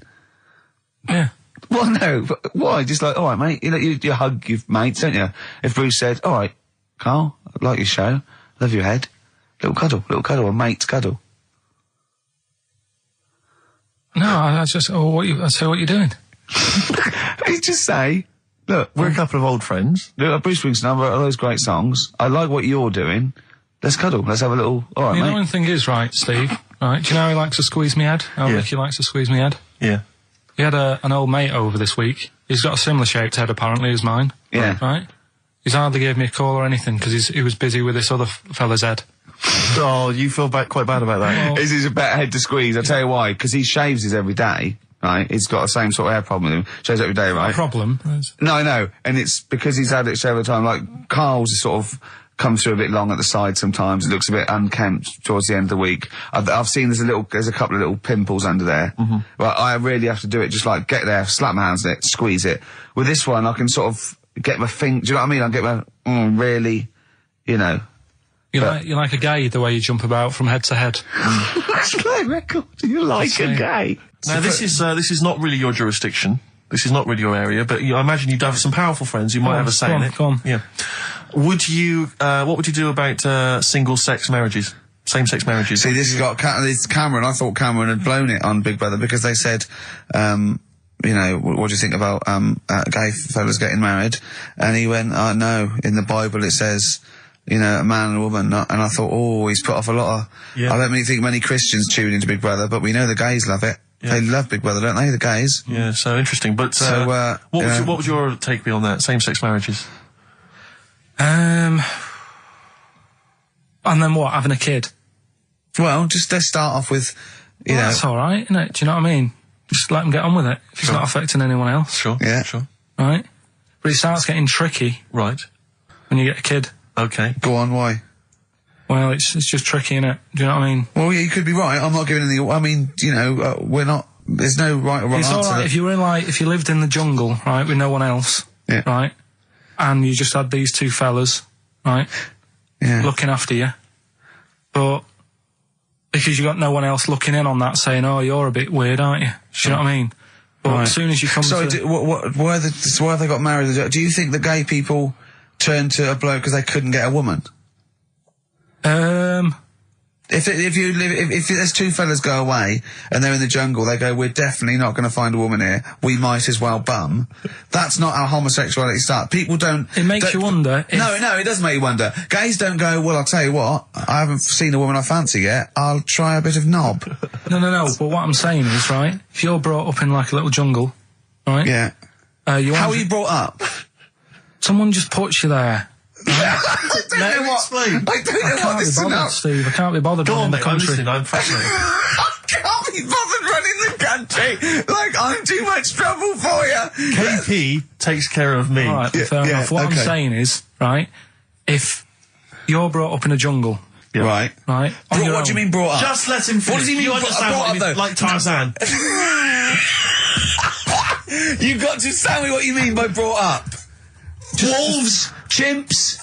What? Right, well, there's a good example of what I'm saying to you. Right. Right, what I'm saying is, there's a fella, right, he's brought up in the jungle. Shut up, just let him finish. Let him finish. There's no women about. He doesn't know about women. He doesn't understand what women are. Right. Right? But another fella walks in the scene. Yeah. And he gets pally with him. What does he talk about? Then they've both got needs. This scenario is ridiculous. How has he lived? Or does he know what's his reference points? I can't be bothered with this. Honestly, Saturday should be, day off and that, not worrying me about problems.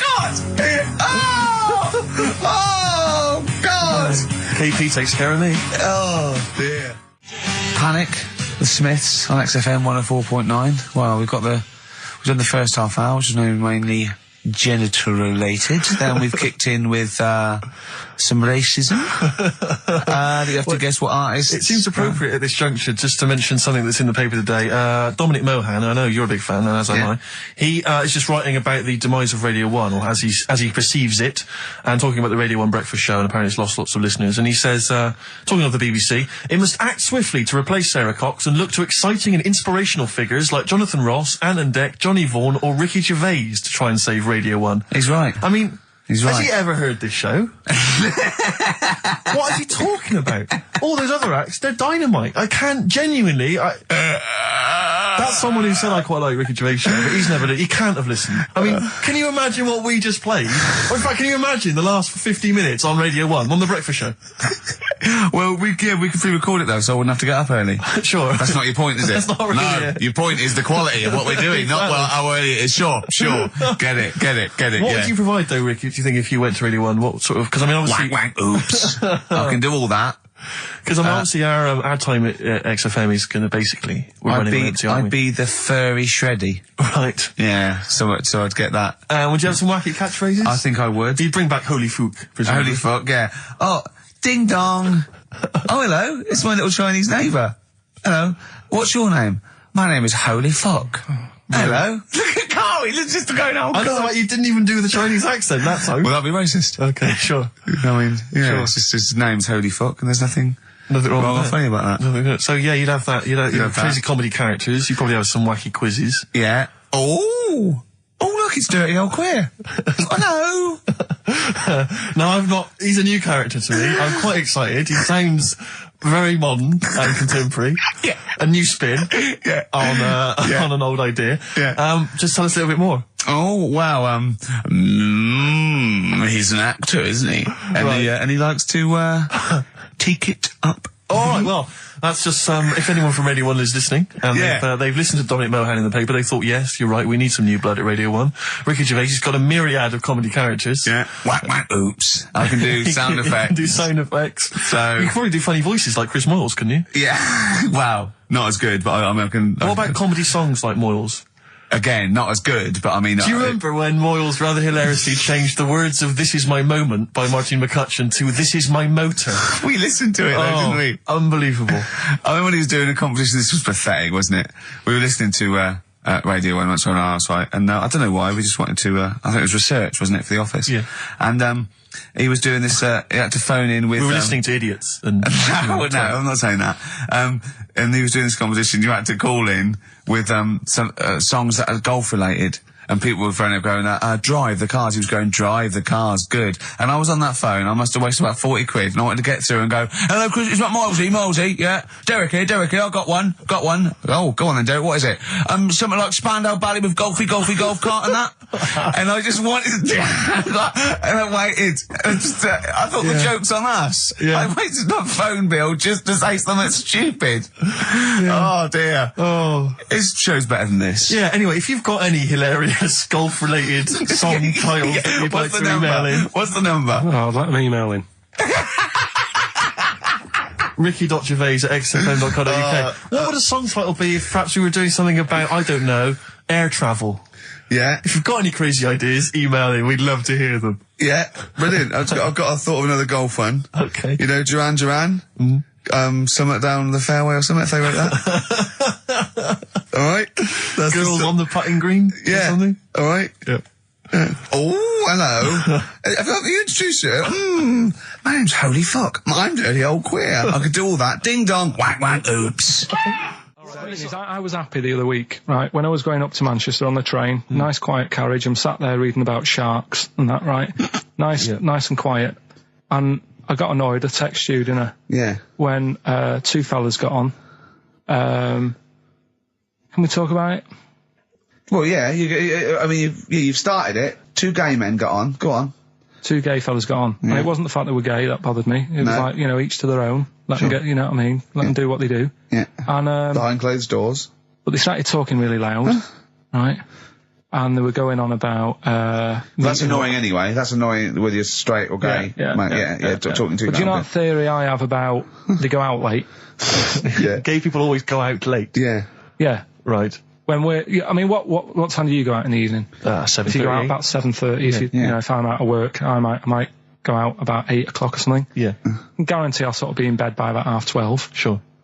At that time, they're still sort of ironing the jeans, right? And the funny thing was, in their jeans. I've always said this, right? Dancing along to ABBA. You sort of said that's rubbish. I'm sat on the train reading about sharks. These two are talking, and they're going, "Oh, we can't wait to get there." And his phone goes, and he goes, "Hello," and on the end he goes, "Anyway, I'll see you at 1 then," right? Right.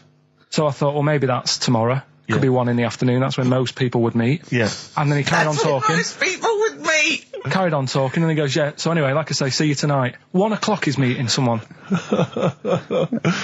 Yeah. I don't know why you go out that late. Do you remember when his favourite record of all time is The Killing of Georgie? Sure. He said, would he have been killed if he'd have been back at a decent time? Yes. There's a no fair mention point. of the time in this song. And then the funny bit was, actually, that did make me laugh, right? When he'd finished talking on the phone, he said to his partner, right, "Oh, there you go, let's have a little chat." And the fella said, "Who was that?" And he said, "Oh, it's Dave." He said, "Which one's Dave?" He said, "The one with the shaved head." I thought, in the gay community, Yeah. that isn't a good description. No. Do you know what I mean? Yeah, I know. They've all got little shaved heads. Before we move on, was the Sharks article interesting? Did you learn anything? It's pretty good. Was it? Go on, Yeah, what I'll was teach it? you something about that later. Oh, okay. Is this educating Ricky? It wasn't, but I can teach you a bit. Yeah? Alright. That's good. Play some ads and that. Play some ads and a tune, and then have we got maybe a competition? Yeah. All What have right. we got? We're all looking forward to that. Alright. I just wondering, Rick, what your opinions are, what your thoughts are on Britney Spears. Liked a couple. Bit bored. I think she's panicking a little bit. I think she's a little bit desperate with all this Madonna stuff. Yeah, all the kind of lesbian Yeah, stuff. I don't know. Yeah, she's all right. I've got nothing against the girl. Well, I think it was in Hot Tickets magazine. Sure. It's free with the Evening Standard. Yeah. I might get some free Evening Standards now. I've plugged that. Yeah. I just reading in there that I don't know if it's still going to happen, but apparently she was going to do a little cheeky appearance at GAY GAY. in London, and obviously I was quite excited because I'm a Spears Do you fan. know, sorry, do you know that's what that spells, don't you? GAY, Yeah. gay. Yeah. Yeah. Well, I think it is a gay club. Oh, sure. This go is on. this is what I was ascertaining from the article. Oh, because they've Yeah. called it what it is. Exactly. Yeah. And it was apparently she was going to be previewing some of her new album live on stage at GAY. And that's an intimate venue. Normally you'd have to see someone like Spears, probably at Wembley Arena, something like Yeah. that. I'm thinking I'm a Spears fan. Get up a couple of the gang together. Yeah. So the lads. Exactly. Yeah. Cruise down there. Yeah. But then I read on in the article that apparently the doorman at GAY were only going to let in regulars, and the way they were going to ascertain if you were a regular was by asking a series of questions at the door. What, testing if you're Testing really... it. Now, I don't know if the questions would be about the interior of GAY. Or the interior of someone else. Yeah.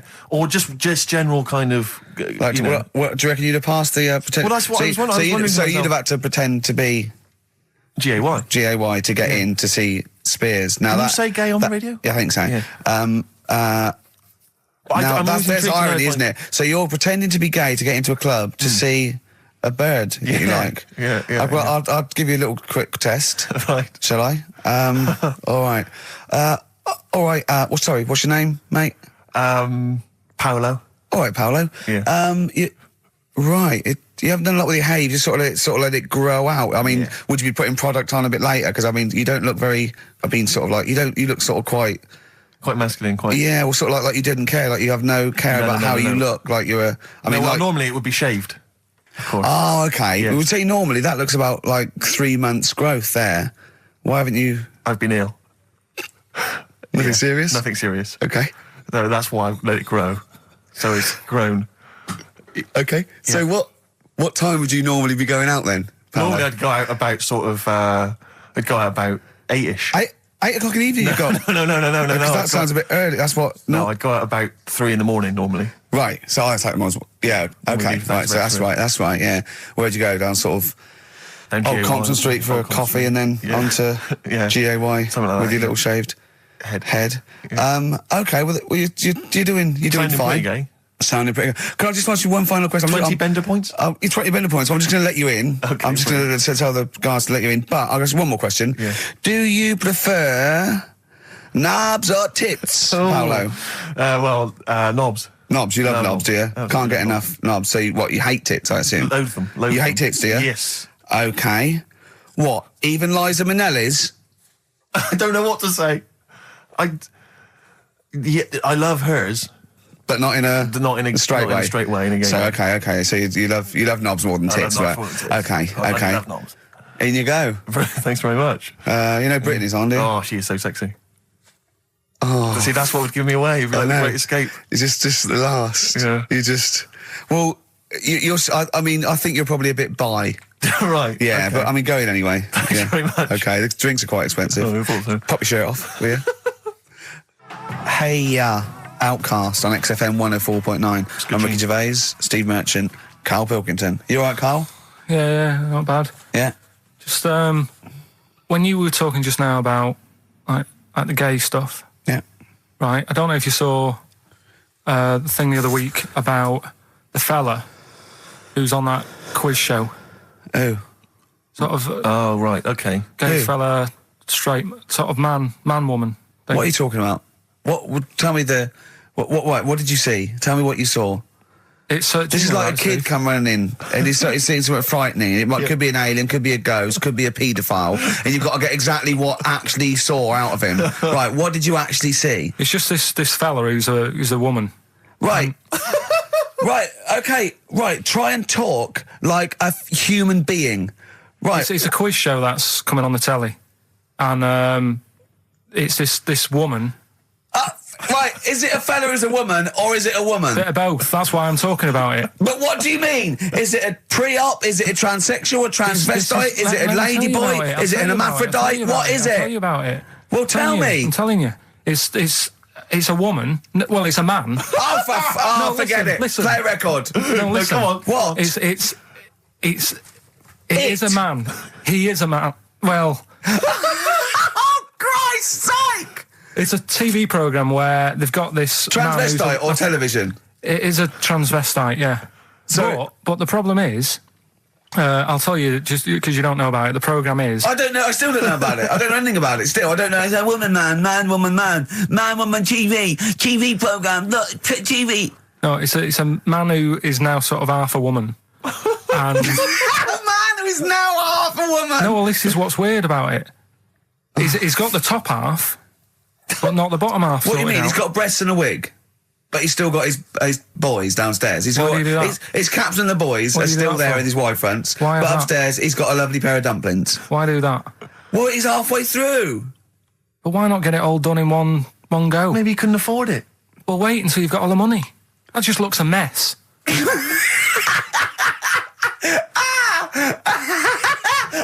And who's he pleasing there?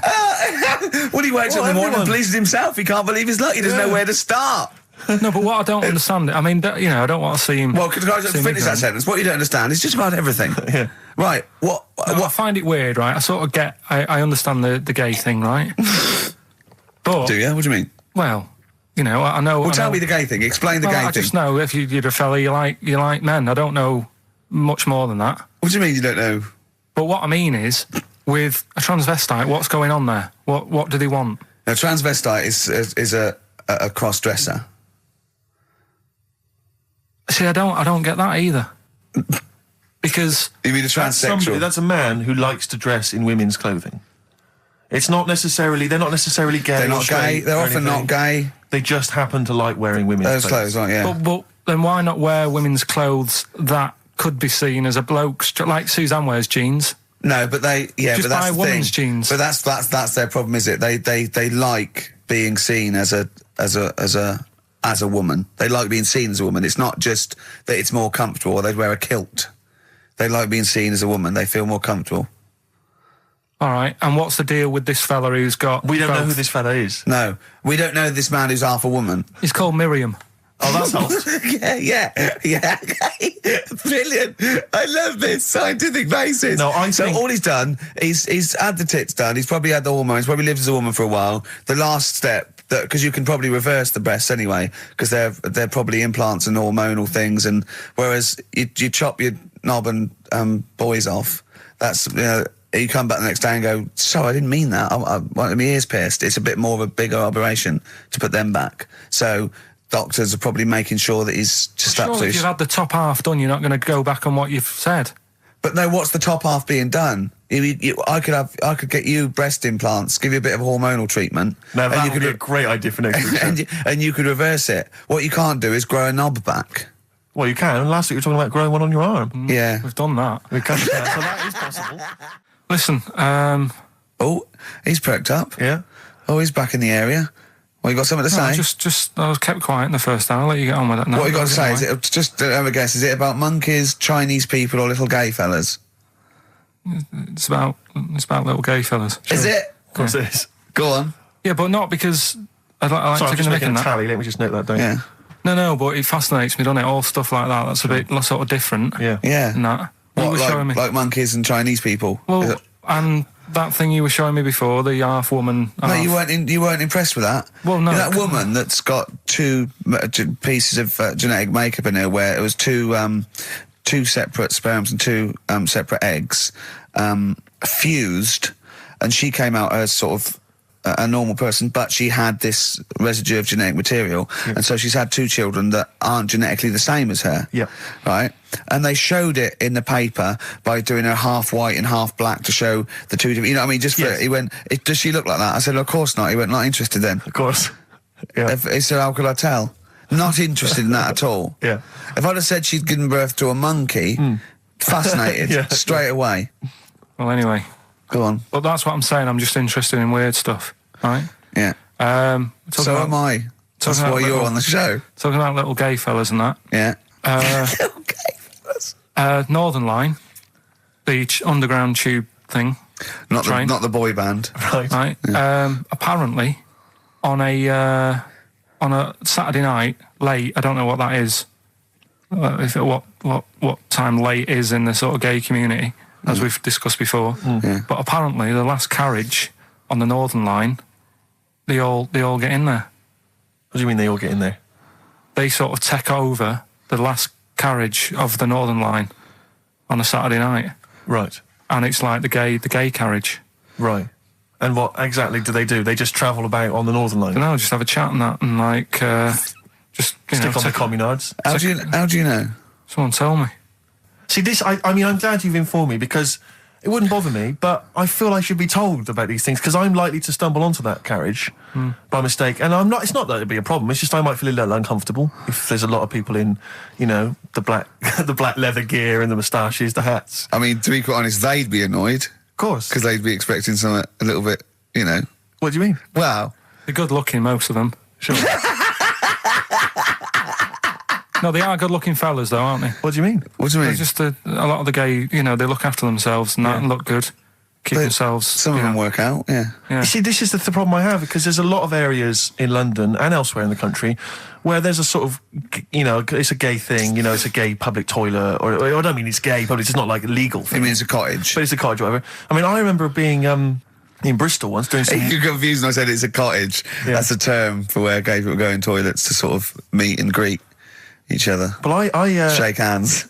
I was at the public library in Bristol once doing some studies from a sixth form, and I think the toilet was closed in the library, and I was dying for the toilet, and I popped down, there was a public toilet behind the library. I thought, I can't believe my luck. Dashed down there, it was about 6-ish in the evening, I was working late, I was studying hard. I went in there, and I swear to God, I saw two fellas. With the... Is that unusual? Or well, no, they were up to some hijinks. what they're sort of like... Do you know the thing that struck me? What? One of them had bright red underpants. What do you mean? You saw... What, They were actually doing, you know, they were having some kind of, you know...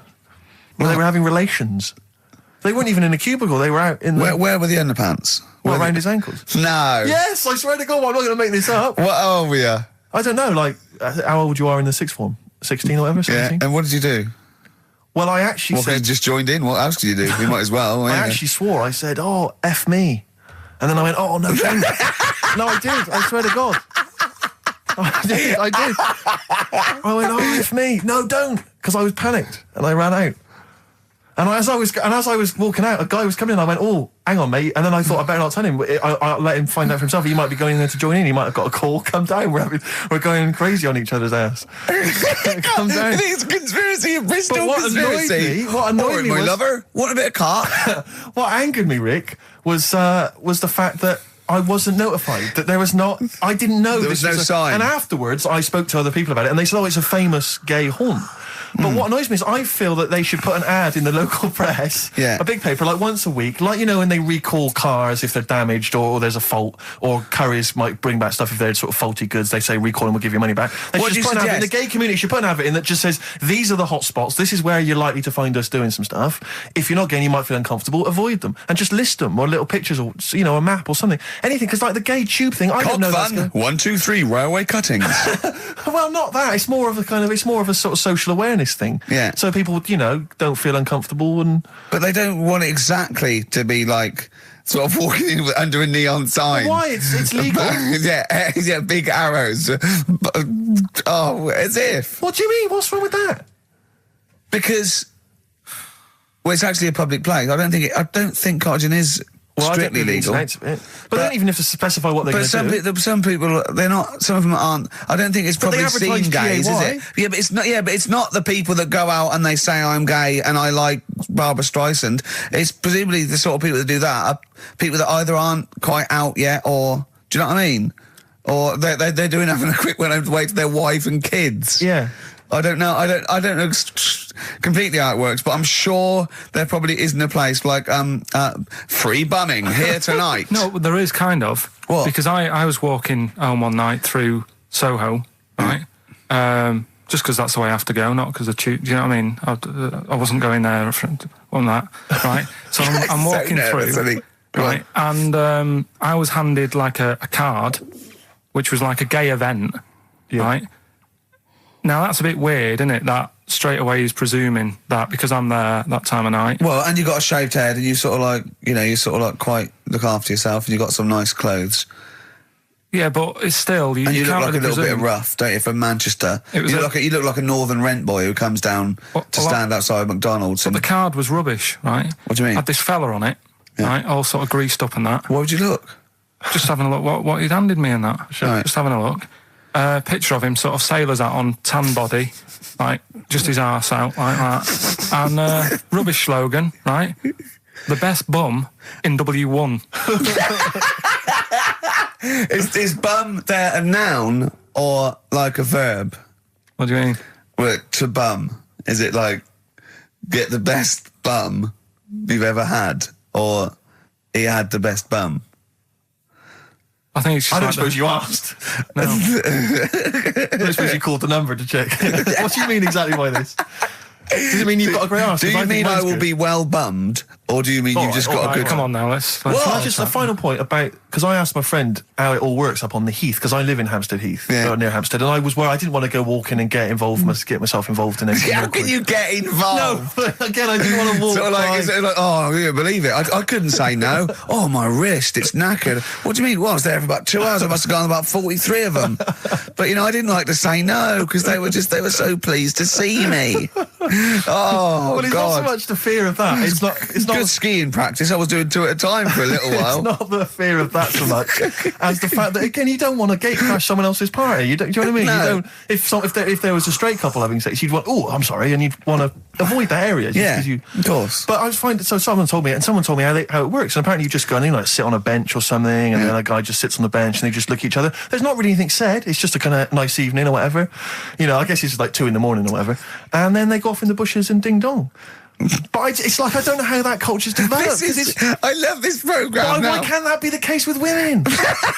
That would be amazing. You just go out to the park and like 1 a.m, you just sit on a bench. You just Be like a scene from Gigi. Exactly. Where, yeah, just walking along with the perambulator. Yeah, exactly. But that would just be a joy if there was none of this formality. You've got to talk to them, buy them dinner. Oh, You know, you're joking. romance. Oh no! Just this kind of informal thing. It'd be great. So what would you do then? You go up to a woman and go, "Come on, Yeah. let's stop mucking around." We know why we're both sat on this bench. There's a nice bush over there. Yeah. Let's have a bit. Yeah, and then she'd go, "Yeah, great, thanks. I'm killing some time before I, pop into town. Yeah. That'd be perfect. Thanks. You make my weekend." So you're jealous of gays as well In as a me? sense, in a way. What do you think, Carl? Let's put a track on. Why are you getting scared now?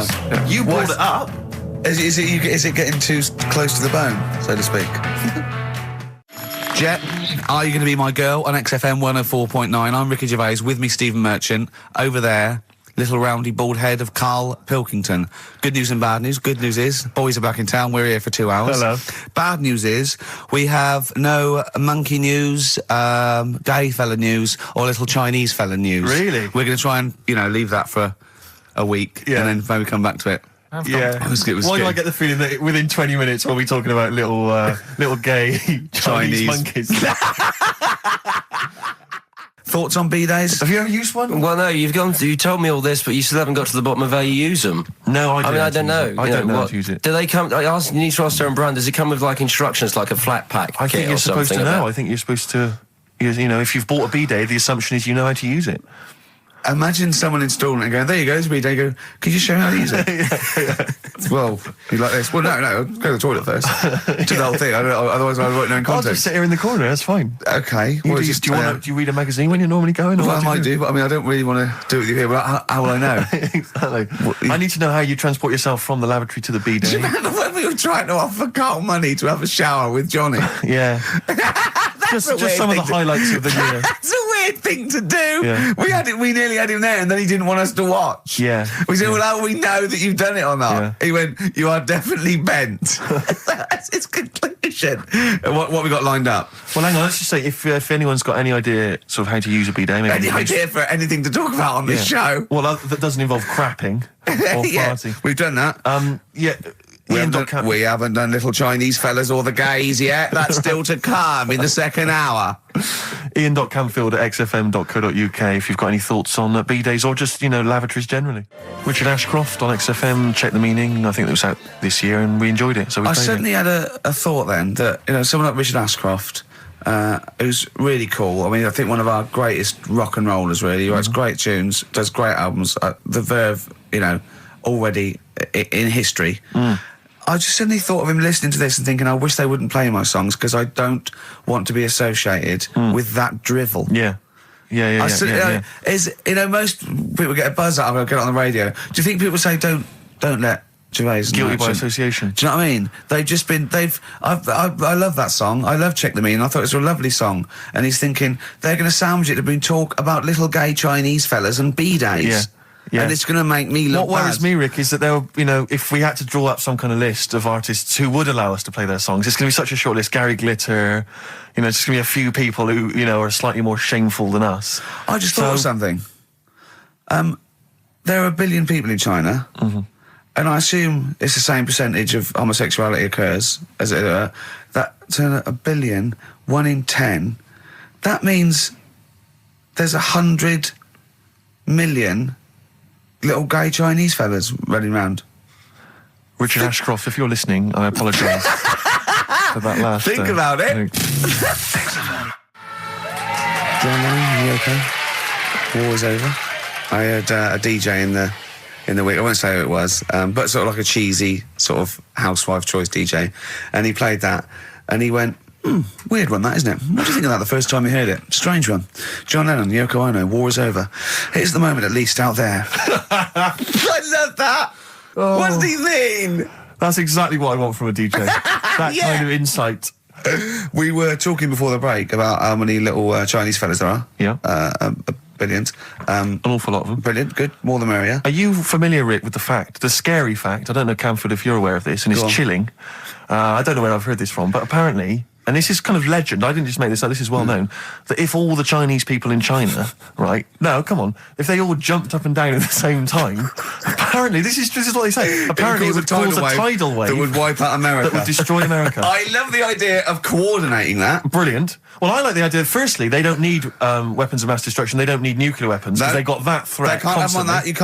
You can't count a tidal wave as a weapon of mass destruction. Or jumping. Tony Blair could send in sort of people, UN people going, look out for anyone jumping. Exactly. Because all they need is an immense sort of skipping rope.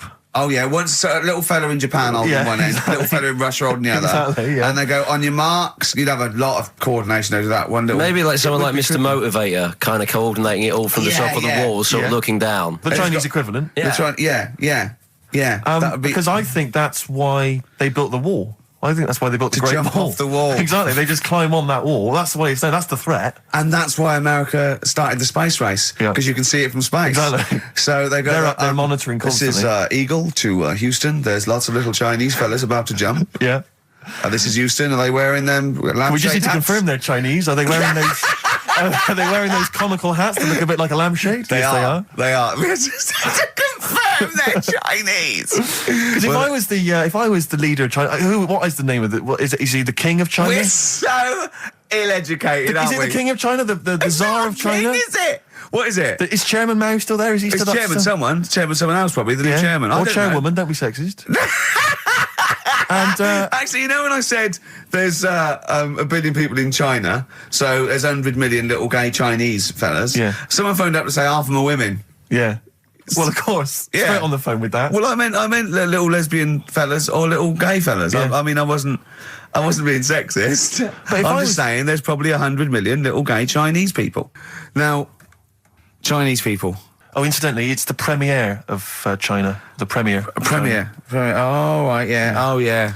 Sure. Yeah, I remember now. Yeah, yeah. Well, when you were away, Carl, we worked out if it's 1 in 10 people are sort of like gay in some way, with 1 billion Chinese people, there's 100,000 little gay lesbian Chinese fellas of some sort. What do you think of that? What do you mean? Well, if I think so some sort of form of gayosity, whatever it's called, is sort of like 1 in 10, right? 1 in 10 people are gay, apparently. That's, Right. that does seem a bit high, though, doesn't it? I thought it was lower than that. What? You mean more than that? Yeah. But I don't maybe think not. so. Well, I think that's of any sort of nature, anything. But what time did they do the survey on the streets as well? Because, they go out late, so if they're doing the survey sort of around lunchtime, forget it, they're not going to get any. Sure. You know what I mean? They're all asleep. But if they're out at, say, 1 in the morning... Wow. It's going to be higher, isn't it?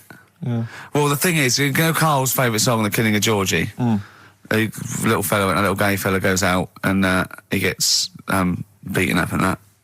Carl went, yeah, but would it have happened if he'd have been going out at a decent time? True. But clearly in the lyric, it says, Georgie left the theatre before the final curtain fell. Yeah. Now, theatre's finished about 10:30. Yeah. So even to give him half hour, I reckon it was only about 11 o'clock. So you're talking rubbish there. Are you sure that wasn't his curtains in his flat and he's closing them before he goes out? No, he was at the theatre. But I'll tell you what, I just realised something. Maybe where most people were going home after theatre, he was just going out. Exactly. That theatre to him is like a matinee. Exactly. Isn't it? He's off out clubbing, isn't he? He's off down, he's going to get some ammo, he's going to get a couple of butt plugs, and he's not even going to start dancing till midnight, is he? Have any of us ever met any gay people? It's just, I mean, our view of them is, I don't know. Email in if you've met a gay person. Yeah. Tell us where we're going wrong. Yeah, have any of us ever met a gay person? I mean, the way we talk about it is just like, have we ever met Chinese people? I've seen them. I've seen them out there wandering the streets, but I don't think I've ever had a conversation. No, here's the irony. I definitely know and have met more little gay fellas than little Chinese fellas. Yeah. Have you ever had any little Chinese friends? There was a girl at school who was Chinese, but she was kind of inscrutable. I couldn't get close to her. She was sort of mysterious. Right. Rockbusters? Yeah, brilliant. Right then, this is where I give you a little cryptic clue and some initials, and it sort of makes up a band or an artist and stuff like that. Yeah, brilliant. Sort of being the operative phrase there. Yeah. Look, see how he reads this clue. Yeah. This is going to sound like Oscar Wilde. Clue number 1. 3 different clues. Clue Oscar number Wilde 1. was Chinese, apparently. Was it? Yeah, it was illegal then. Right. Will you leave the entrance to my garden alone? Sorry? Right. Will you leave the entrance to my garden alone? Are we back on the gay thing, or is this... This is the clue? That's the clue. Right. Clue for Rockbusters number 1. Will you just leave the entrance to my garden alone, will you? Right, that doesn't count because I know what it is. And what were the initials? What are the initials? GG. Correct. Yeah, right, but you've got to pronounce the artist correctly. I'll pronounce the artist because I know what it is. Don't ruin it. No, but People- when the answer comes, I'll pronounce the artist. Right, can we just focus, please, on the quiz? Go. What was the clue again? Give it again. Will you leave the entrance to my garden alone? Stop messing with it, right? GG. Okay. Right? Next. Doesn't count. Next. Incorrect. Don't phone, but you can send a message on my mobile if you want, right? That's Yeah. T. It's another little easy one. And the last one, we were sharing out the mail sheet. Right, that doesn't count either. Can we Because just fuck... I know what that is. I know what that is. I don't care. We'll come to that later. Yeah. And number 3, we were sharing out the mail sheet, and I think I got the best one. Right? DG. DG. Yeah. So quickly again, will you leave the entrance to my garden alone? Stop messing about with it. Yeah. Right? GG. Yeah. Don't phone, but you can send us a message on my mobile if you want. Right? That was T. And the last one, we were sharing out the mail sheet, and I got the best one, so that's good. Right? DG. All right, ricky.gervais@xfm.co.uk. Have we got any prizes? Do you want to have a look? Well, don't worry about it. Oh, this is don't worry about it. pathetic. Have we got any prizes? Just, look, the Yeah, clues fine. are rubbish, the clues don't work, the show... this is pathetic. Play a record. That's what it should be called, and the clues don't work. And I watched The Office Christmas stuff on last Sunday. Do you enjoy it? I think it was good. Good. I think it was good. Thank you It very was much. up there with one of my favourites. The second one was good. Yeah, okay, your second one, there's Um, more the paybacks in the second one. The first one's more set up. Yeah. So, I'd have thought people would like the second one more. Yeah. So that's nice. That's a nice critique. Thank you, Carl. But there was something in it you did about cavemen. Cavemen? You said something about it was a fact about caveman, and you sort of only half did it. You didn't give the full information, like What? I doing that. You just Where was it? What bit was it? it was the bit when you were talking about getting a woman, I think, or you were talking about breasts or Oh, the one when I said the reason women have cleavage is it reminds men of buttocks because when we were cavemen we used to do you from behind. yeah. Yeah, at the blind date, yeah. Is that a joke or? Well, I was hoping it was funny. We would... Oh, you mean... no, I don't know. Yeah, I think I did... I think cleavage is meant to represent... In a sort of Desmond Morris pop sort of anthropology type way, I think I've seen that before, that cleavage represents buttocks. And I imagine, cavemen probably did do it from behind. I don't know what you want to know, Carl, really. It's in a sitcom. It wasn't a documentary. It looked like one. Yeah. wasn't. Brilliantly directed to look like one, I'll give you that. No, but what you're saying, so blokes like...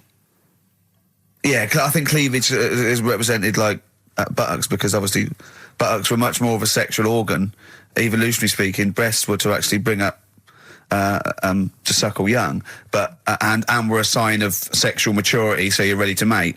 But whereas, Carl, I'm not an anthropologist, mate. I'm struggling here. What do you need to know? But Yeah, I imagine that the cleavage reminds you of an arse. Right, well, if it's all about arse, why don't gays like a little bit of tit? No, do you know what I mean? You've done me! So the question put to us today on XFM 104.9, please call me that, is if it's all about arse, then why don't gays like a little bit of tit? I was worried If that it's we all were- about arse, why don't gays like tit? If it's all about arse, why don't gays like tits? Just call in with your... Thanks very much for tuning in. This is in children's TV. If it's all about arse, why don't gays like tit?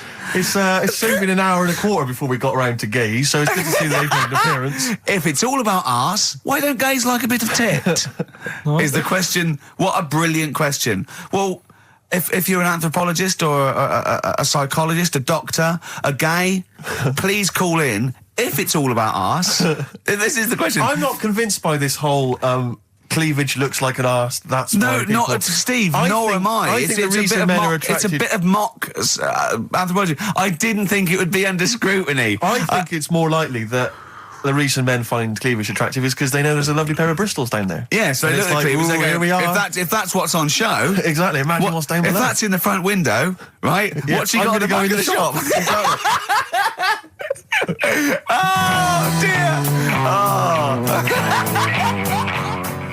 The Coral, Bill Mackay on XFM 104.9. If it's all about arses, Steve, why don't gays like a bit of tit? I think there might be a lecture on that at the Royal Institute tonight. I'm not sure. Stephen Hawking. Yeah, I think he's given a lecture. Brilliant. Tell you something else though. That's about cavemen and that. Yeah. Right.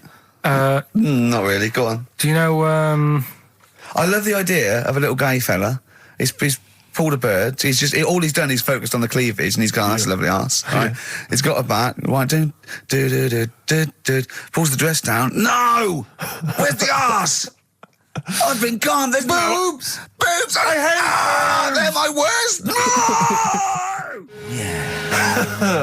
Faith No More and their version of I'm Easy on XFM 104.9. Ricky Gervais, Steve Merchant, Karl Pilkington. Rick, For the last time. we've only really got 3 topics of discussion on this show. I think you agree with that. Little Chinese fellas. Little Chinese fellas, Monkeys.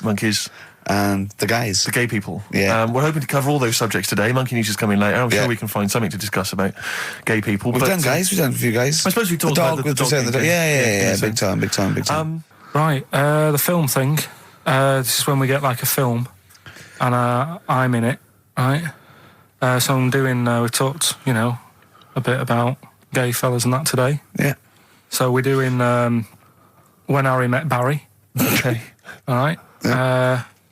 And listen to this, and then there'll be a question at the end, and you can win some more stuff. We've got DVDs. Some and more that. shite. Some more good CDs and DVDs and that. All right, let's hear it. So When Harry Met Barry. All right. We've got 18 hours to kill before we hit New York. I know, yeah. Brought a few books just to kill a bit of time on the journey. When I buy a new book, I always read the last page first. That way, in case I die before I finish, I know how it ends. I read a book like that once. Not on purpose, though. It's just that all the chapters have been put in the wrong order, so it's a bit annoying. Got to chapter 1 before I realised. Are you finished now? Yeah, I bought another copy of it and read it in Lanzarote. It was all right. Good read. Listen, we're only staying in New York for a couple of days, aren't we? Because the place does me head in a bit. Oh, really? Yeah, it stinks, doesn't it? It's a really dirty city. It's noisy. It's funny, the people who live there call it the city that never sleeps. I'm not surprised with all the noise. I couldn't agree more. Listen, I know you're gay in that, right? What is the attraction with New York for you lot? Because it is like the gay capital, isn't it? They all love it. Even that Rod Stewart song, that Killing of Georgie, that was set in New York, wasn't it? Yes, it was. Yeah, well, that song was about a gay fellow, wasn't it, who moved to New York and ended up getting beaten up. Not a great advert for the place. You keep going there. Weird. Actually, I know why you like it. It's because it's a city that never sleeps, isn't it? You lot like going out late. You sort of run your life at a different timetable to everyone else. Are you finished now? No, I'm not being funny. I'm just saying. Just don't think you should live your life like that. Why not? Don't start getting angry. I think I'm entitled to throw a little anger your way. Especially when I'm being told how to live my life. Yeah, you're right. It is your life. And that's what I'm saying. Don't be dragging me into it. What? Well, you know I'm not gay, so why did you buy me a butt plug for my birthday? I'm not going to use it. What do you want me to do about it? I take it back, okay? I take it back. Right. Want to spend the night in a motel? No. Why not? Because you're gay and I'm straight, that's why. Why aren't you seeing anyone? Well, I'm seeing Suzanne again. We only split up for a few weeks when she had that funny haircut that made her look like David out of Slade. It's grown again now. She's weird, isn't she? Well, but forget that. Anyway, don't want to share a bed with you again, not after last time. Oh, geez, what are we supposed to do? This isn't normal, mate. Pull over. Forget it. All right. Forget Don't it. you... I don't want to talk about How it. is that Pull possible? over. Just pull over here. Fine, but let's just... There's nothing. I'll get a B&B. And by that, I mean bed and breakfast. Not bum and bollocks, as you call it. Get one thing straight. Not interested. See ya. Oh dear. Excellent. Oh, little Karl Pilkington. When Harry Met Barry, it's a classic film. What's the what? What song was I talking about? That, you know. Yeah, we like New know. York What song and was stuff. Yeah, what song, yeah. Okay, Artist will do. Or the song title, whatever. Yeah, okay. Email only ricky.gervais@xfm.co.uk. We can squeeze in a tune, and then I hope Oh, the Monkey final News. Monkey News. Oh, what tune have we got? How long is it? 3 minutes. It's a nice one, though. Brilliant. Bit of Amy Man. Fantastic. Big day, Carl, though, isn't it? Because there's lots going on, and I know Carl's it's very, very important for him that he champions Live 8. I don't know what's going on. I don't know what... I am sick of it, to be honest. Sick of what? Just sick of reading about it. Sick of this Live 8 thing. Sick of it all. Brilliant. Fed up with it. What annoys you With it. particularly? It's not only that today, though, is it? On the way in today, right, saw a gay fella on a that bike. weird? On a bike, rushing. What time did the gay march start? What time did they have to be? Why are you looking at me? I don't know. No, but he was rushing, left it late, so he'd had a late night again. So my point's right about him. What right? was your point about just to people who've just tuned in? Well, the fact that they go out late, so, you know, they sort of have a nice night out from about 11:30. They're riding in the jeans at like half past 10. In their jeans. At half 10. Their leather trousers. But anyway, right, so They're cutting the back out of their leather trousers about 10:30 at night. I'm on the way in, right, and I see one stressed out, rushing, right, on a racer, Yeah. wearing high heels. Oh, I love you. He's 50's dad, isn't he? He's angry. He's just angry. If you're a gay fella and you're proud to be gay, but you also want to make poverty history, you don't know what to do today, do you? You're all racing all over the place. Must be murder. It seems a bit unfortunate that they've put them on the same day. Yeah. Well, But you can get little leather studded wristbands that say Right. "Make Poverty History." Yeah. So you can join in on both You could parts. kill two birds at one stone. Yeah. Yeah. Darkness. I believe in a thing called love on XFM 104.9. I'm Ricky Gervais. You're Steve Merchant. Sure. That's little Karl Pilkington over there. Where is he? There he is. There he is, yeah. All right. Yeah. Hey. Back together again. The old gang. Yeah, it started last week. Yeah, I think triumphant return. I think it went well last week, didn't it, Karl? Good show, wasn't it? You loved it, didn't you, Carl? Brilliant, right? Yeah. Yeah. Now, you weren't speaking to Suzanne last week at this time because you said she had a haircut, probably quite an expensive haircut. She's a lady in media.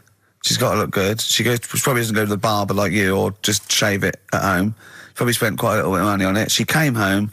She thought, well, my sweetheart, my lover, my sweetheart, you know what I mean? The man in my beau. life is gonna love this. Well, he adores everything about me. He's going to love my hair. She walked in.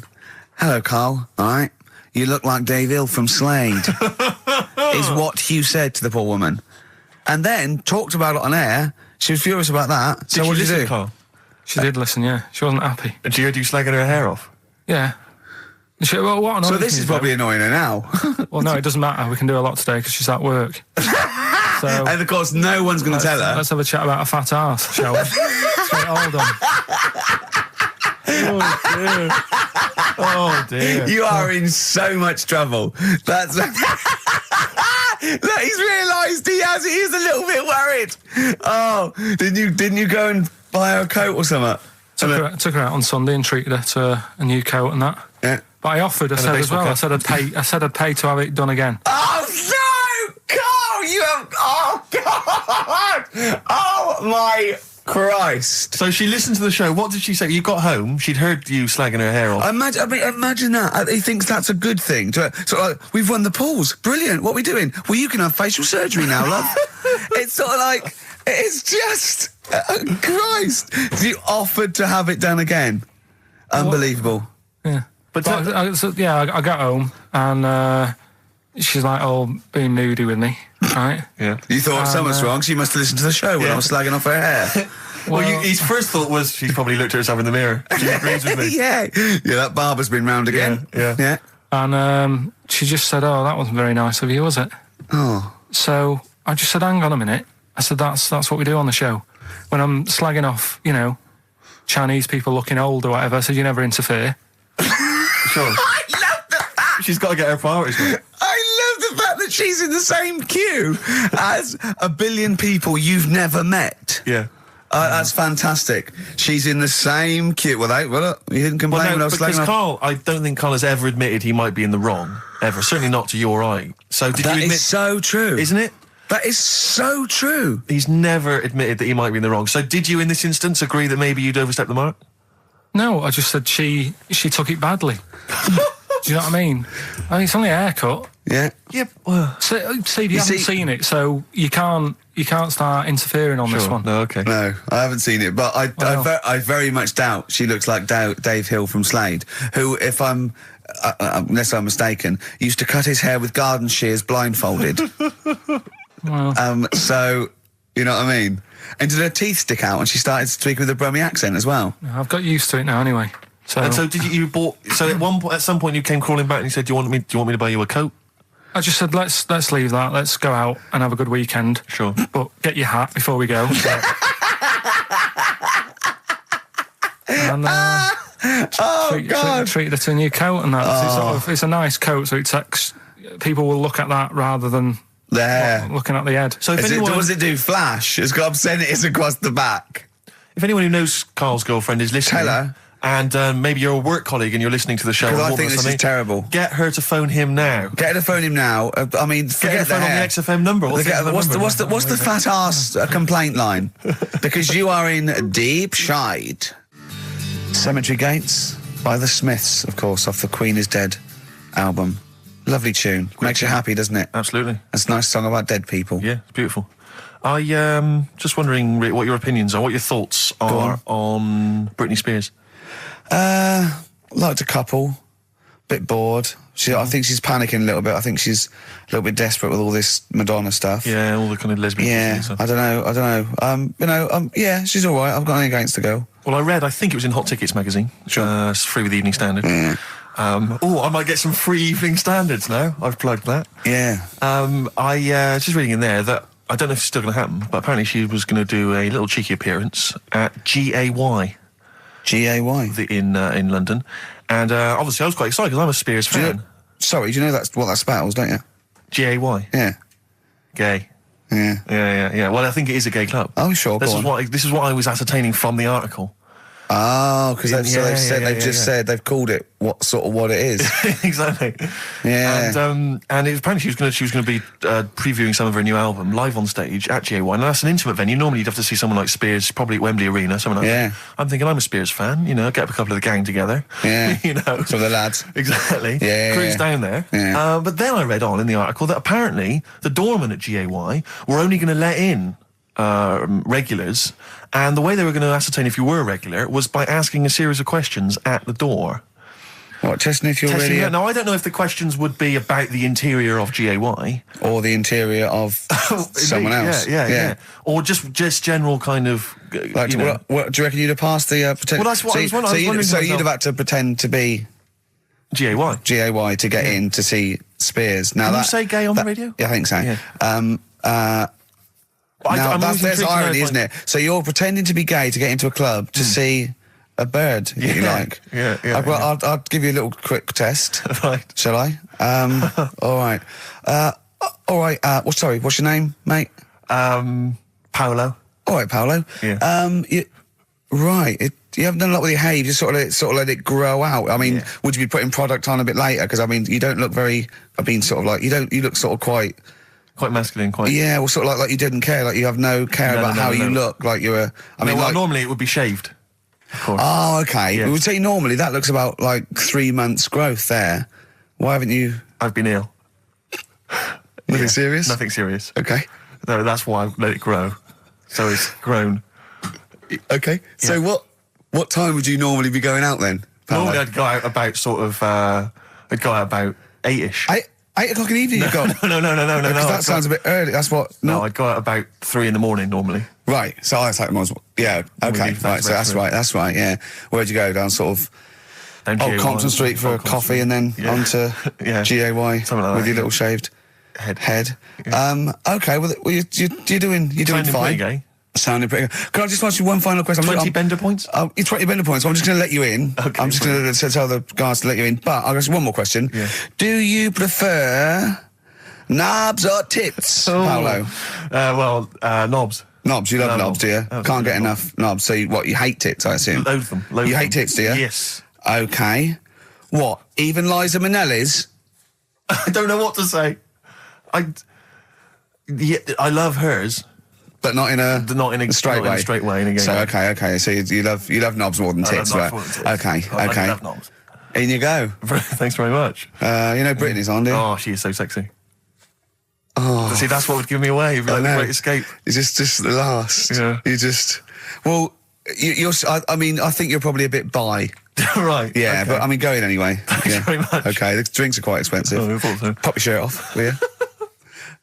Hey, Outcast on XFM 104.9. I'm Ricky Gervais, Steve Merchant, Karl Pilkington. You all right, Karl? Yeah, not bad. Yeah. Just when you were talking just now about like the gay stuff, Yeah. right? I don't know if you saw the thing the other week about the fella who's on that quiz show. Oh. Sort of Oh, right. Okay. gay Who? fella, straight, sort of man, woman. thing. What are you talking about? Tell me what did you see? Tell me what you saw. It's This is like a kid come running in and he's seeing something frightening. It could be an alien, could be a ghost, could be a paedophile, and you've got to get exactly what actually you saw out of him. Right, what did you actually see? It's just this fella who's a woman. Right. Right, okay, right, try and talk like a human being. Right. It's a quiz show that's coming on the telly, and it's this woman. Right, is it a fella who's a woman, or is it a woman? Bit of both. That's why I'm talking about it. But what do you mean? Is it a pre-op? Is it a transsexual, a transvestite? Is it a lady boy? Is it an hermaphrodite? What is I'll tell it? you about it. Well, tell me. I'm telling you. It's a woman. Well, it's a man. Oh, forget it. Listen. Play a record. No, listen. Come on. What? It is a man. He is a man. Well, Oh, Christ's sake! it's a TV program where they've got this man who's Transvestite or television? It is a transvestite, yeah. So- but the problem is, I'll tell you just because you don't know about it. The program is I don't know. I still don't know about it. I don't know anything about it. Still, I don't know. It's a woman, man, woman, man, woman, TV program. Look, TV. no, it's a man who is now sort of half a woman. And A man who is now half a woman. no, well, this is what's weird about it. He's got the top half, but not the bottom half. What do you sorted mean? He's out. got breasts and a wig, but he's still got his boys downstairs. He's Why got do you do that? his caps and the boys What are do you do still that there for? with his Y fronts. Why but is that? upstairs, he's got a lovely pair of dumplings. Why do that? Well, he's halfway through. But why not get it all done in one go? Maybe he couldn't afford it. Well, wait until you've got all the money. That just looks a mess.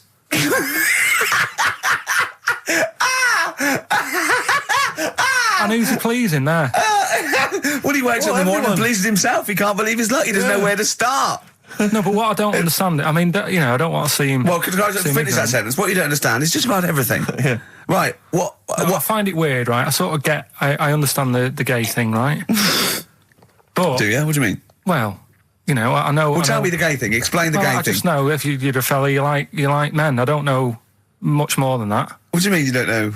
But what I mean is, with a transvestite, what's going on there? What do they want? A transvestite is a cross dresser. See, I don't get that either. Because You mean a transsexual? That's a man who likes to dress in women's clothing.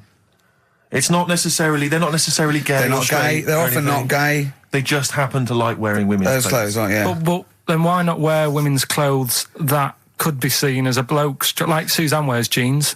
No, but Just but that's buy the women's thing. jeans. But that's their problem, is it? They like being seen as a woman. They like being seen as a woman. It's not just that it's more comfortable. Or they'd wear a kilt. They like being seen as a woman. They feel more comfortable. All right, and what's the deal with this fella who's got... We don't know both? who this fella is. No, we don't know this man who's half a woman. He's called Miriam. Oh, that's helps. yeah. Brilliant. I love this scientific basis. No, I so think- all he's done, he's had the tits done. He's probably had the hormones. Probably lived as a woman for a while. The last step, because you can probably reverse the breasts anyway, because they're probably implants and hormonal things. And whereas you chop your knob and boys off, that's you come back the next day and go, sorry, I didn't mean that. I wanted my ears pierced. It's a bit more of a bigger operation to put them back. So doctors are probably making sure that he's just Surely absolutely... if you've had the top half done, you're not going to go back on what you've said. But no, what's the top half being done? I could get you breast implants, give you a bit of hormonal treatment. Now, that you would be a great idea for next week. and you could reverse it. What you can't do is grow a knob back. Well, you can. Last week you were talking about growing one on your arm. Yeah. We've done that. We can, so that is possible. But the thing is, the truth of it is, I think I do know about this story. I think it was a television programme called There's Something About Miriam. The conceit of which was that this pre-op transsexual... So I guessed that right, yeah. was masquerading as a woman. Right. And various blokes who didn't realise that this was a man had to I've heard try about and this. seduce her. And when they found out that it was actually a bloke, and a lot of them had kissed agree. her, they refused to let it be shown. I There was a big agree outrage. though. That's just terrible. Yeah. That's It's deceit. absurd. But I mean, that's awful. I hated that. Yeah. Yeah. So what... I think it was a Sky One programme. Is there anything other than The Simpsons on Sky One that's worth watching? Have you ever tried to watch that? Have you ever seen Kirsty's home videos? Yes. Yeah. But it's things like it's dogs on a slide, babies falling over. Do you know, it's only recently reduced from an hour in length. Really? It used to be an hour long, and it was just, if you haven't seen it, it's just like camcorder footage, like Do you know what I like? people falling over. I like an old woman at a wedding falling over and showing her bloomers. That's my favourite. I like it when it's Kirsty's home videos uncut. So it's kind of 4 old women, like, naked. With their tits falling out. Windsurfing. Oh, Christ, imagine that. Does it whistle? Well, I mean, have you ever really sat and watched anything on Sky One No. that wasn't The Simpsons. or, I think that is- or Star Trek? I think that's what I watch on... I think that's Or pretty much wrestling. what I watch. Wrestling? They have WWF wrestling, cartoons, and just the worst programmes. I mean, it's I've seen a appalling. bit of the wrestling. It's hilarious. But It's hilarious. it's like a station that's made by a 14-year-old boy. Yeah. Well, I think that's probably what it is, isn't it? Yeah. That's exactly the demographic. Do you like Sky One, Carl? I haven't got satellite ever, so... Why not? I thought you'd have loved that. No, I would love it. Discovery Channel's all about I know. slugs and that and know. weird stuff like that. I know. Chimps. I was reading about slugs the other day. There's a thing on one of the channels called Monkey Business. Yeah, I watched that. Yeah. Because I was doing that thing, wasn't I, with Richard Bacon. Yeah. Where you can watch the telly and that. You're talking riddles.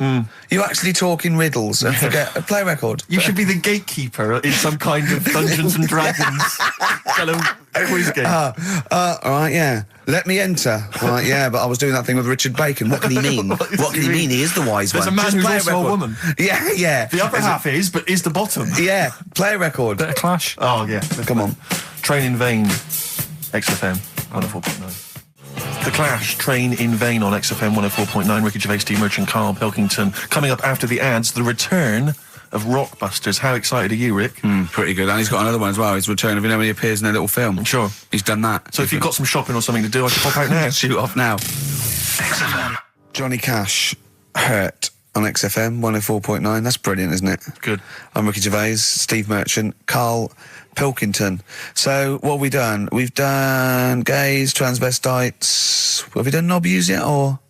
It's nice that you can talk about pre-op transsexuals nowadays on the radio. I know. You know, without the fear of complaints or I know. listeners. Listeners, that's the thing. If we had any listeners, we'd get complaints, We really wouldn't would. We really would. We'd get some serious complaints if anyone cared enough. That's to why we pick haven't up the gone phone. to a decent station with, you know, a big We would audience. never do on a real radio station. We could never do this. Could No. we? Why We'd not? have- Why not? See, I'm not doing this to like mess about and offend anyone. I think it's an interesting topic.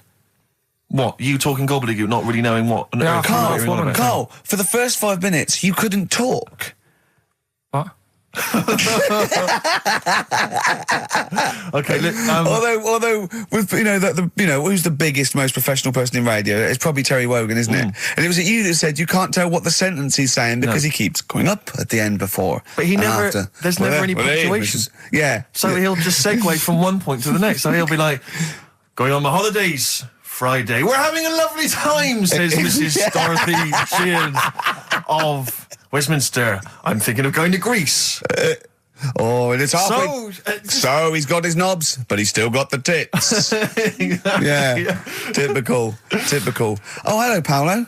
Do you want to come into my club to see? Yeah, I'd love to go. Britney Spears, I'm a massive fan. Yeah, well, it doesn't start for a while. It's it's only about 8 o'clock, and you're not going out for hours yet. No. 8 or 7. But might as well watch a bit of telly. We've got FA Cup final. Ooh. Oh, yeah. That's a good one, isn't it? Or we've got the Eurovision Song Contest. What do you want to watch, Paolo? Oh, blimey. Well, I love all the camp and lame of the Eurovision Song Contest. Yeah. But is that David Beckham playing? Because I love him. His hair and his legs. See what you've done. You see? So you will watch the football, but you'll be mainly looking at the legs and the tight shorts. So while Beckham's knocking them in, you'll be exactly knocking one. Right. Let's. Do you know? Remember, I never really looked, but when you see old clips of, say, early '80s footballers, the shorts are much tighter, aren't they? I don't know. I don't know. Really know. I don't know. Looking. I remember Carl was saying when he went and there was 2 strippers, a bloke and a woman, and they whipped off their clothes at the same time, and you looked straight at the boys. Yeah, everybody would. You would have done. Right. You do. You do. You look at his doo-doo. What do you mean? You look at his doo-doo. No, I'm just saying. If you were there, you would have done the same. 2 people on the stage. Yeah. Woman and a man. Yeah. They were getting the clothes off. Yeah. Right?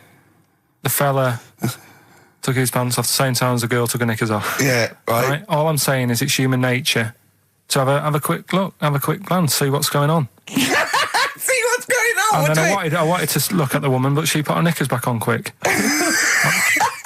She didn't live opposite from you, did she? But just to return briefly to the shorts question.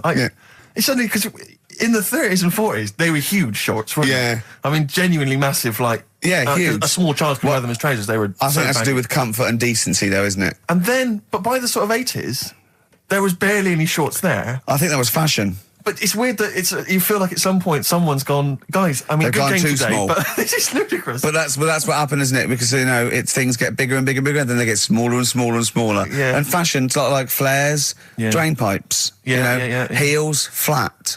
Yeah. Tall hats, flat hats. What do Yeah. you make of the miniskirt?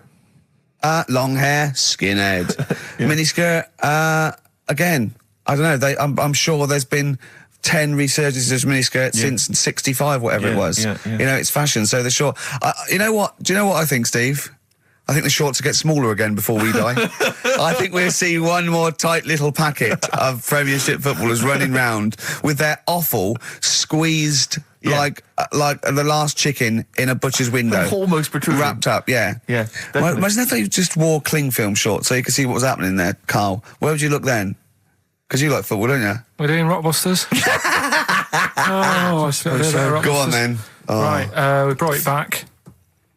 This is where I give a cryptic clue and some initials, and you work it out and you win some stuff. I was going to tell you what the prizes are. Needless to say, they're mediocre prizes for a mediocre quiz. Sure, okay, yeah. Where's DVDs and VHS? Yeah, VHS. Who's still got that? Right, so there's three of them, and what you can do now, we've tweaked it a bit. Okay. You can text in. Mm-hmm. Right, so you can email or text. We've tweaked it a bit. Right? 83XFM is the text, or it's ricky.gervais@xfm.co.uk. Is that what it is? 83XFM? That's it.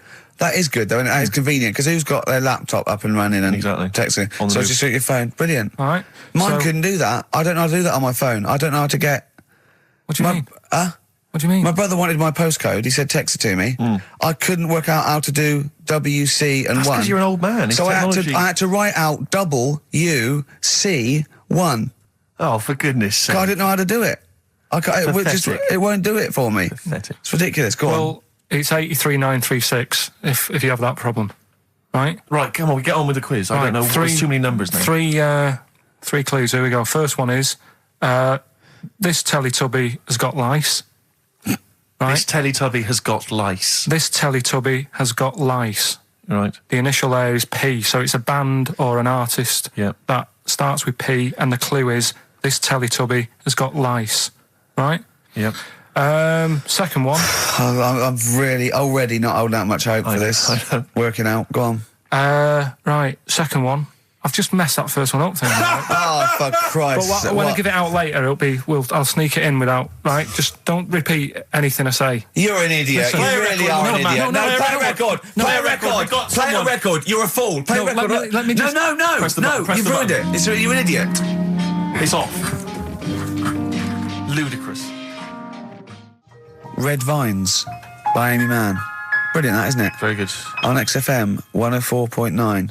Well, Carl mucked up Blockbusters, as usual. I mean, you know what? I like it when he mucks it up early because it doesn't waste people's lives for 40 minutes realising he's mucked it up at the end. Yeah. So, obviously, people already, they know what it is. They know what it is already. They've said, well, it's police, isn't it? You meant to say nits instead of lice. Yeah. You're an idiot. So that one's gone. So what have you got next? Right, so that's just an idea. If you haven't heard it before, that's how my head works. Right, this Teletubby has got nits. So Po. P, so Po is a Teletubby. Yeah. So when he says cryptic, it's not only what the answer is, it's what the question was meant to be. Sure. So... All right, so there's only two, so you've got even a better chance of winning than that. Well... So, the second one is, I'm saving that money to buy condoms.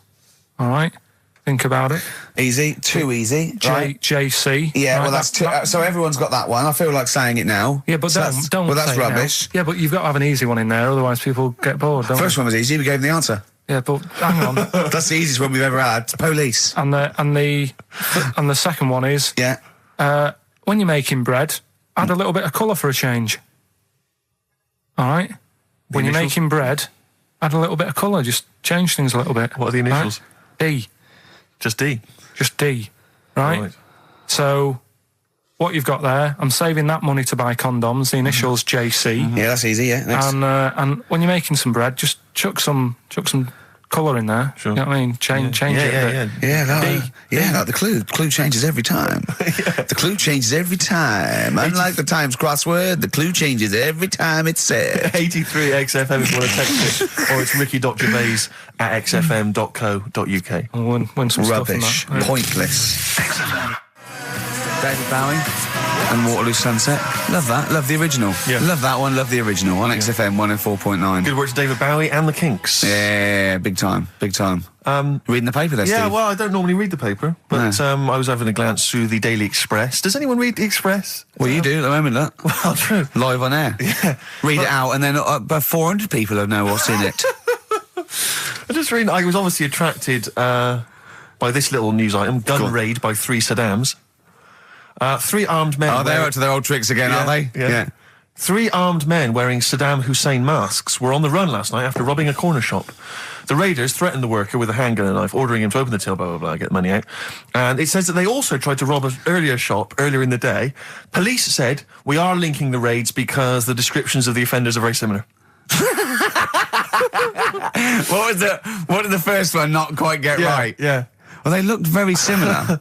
I think it was Gaddafi, 3 Gaddafis. Right, because that's weird, because we've had 3 Saddam Husseins down a shop so down the road. that's what I meant. Is it the same guys? Because I assume so. I wouldn't have thought. I don't want to, get the it's Gaddafi guys on the Saddam Hussein charge. I'm almost sure it'd be the same way. I didn't know. One's got a moustache, haven't they? And one they all got a moustache. I don't know. But I mean, there was 3 blokes with masks, Middle Eastern appearance. I don't know. But I mean, I imagine it's the same. I am, because I've only ever seen really robberies being planned in films. Sure. So I don't know how it works. I assume that... So you say. Yeah. But I assume at some point someone's got to get together. One of them, the ringleader's got to get together and go, OK, well, we need to wear masks, obviously, just guys our patients. Yeah. I'm thinking of going with the regular stockings. No. I'll tell you it would be funny. Well, I don't want to be funny. Well, no. We want to strike fear into the hearts of people who are but robbing. I mean, kill 2 birds with one stone. We get the robbery and we have a laugh with it. Fear? Did you say you want to strike fear? Well, wear a mask of someone who's really scary.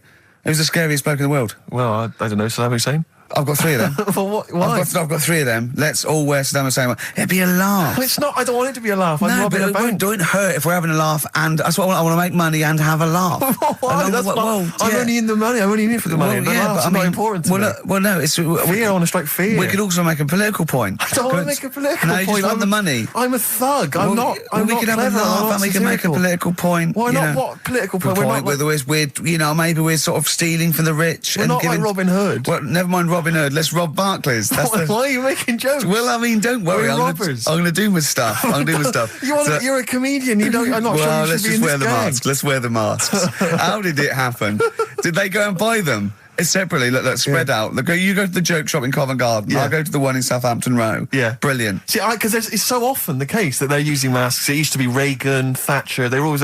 If I was the guy selling them, it's like when 3 guys came in, 3 shifty-looking blokes to buy Yeah. 3 identical masks. Yeah, in stockings. In stockings. Just so they don't know who we are. Sorry, Yeah. can I just check? You're not going to rob Definitely anyone not. with these masks. But just think of the police looking at those robbers. Every time they go past one of those awful sort of gift shops, they think that it's just in the window there with Michael Jackson and Shirley Bassey. Yeah, George Bush. Oh, Paolo, can I ask you something? I know you love knobs and that, and you hate tits. Yeah. What about Shirley Bassey's tits? Well, I mean, I'm a fan of them because I'm a fan of Shirley, but I don't like them. They're not cool. They're not sexy. Yeah, you're pretty bent. You are pretty bent. Pretty Come good. in. Thanks very much. Britain is on in 7 hours. Excellent. Yeah, what are you doing out at this time? No. I just came out to get some milk. Yeah, some knob some action. cock in the toilet.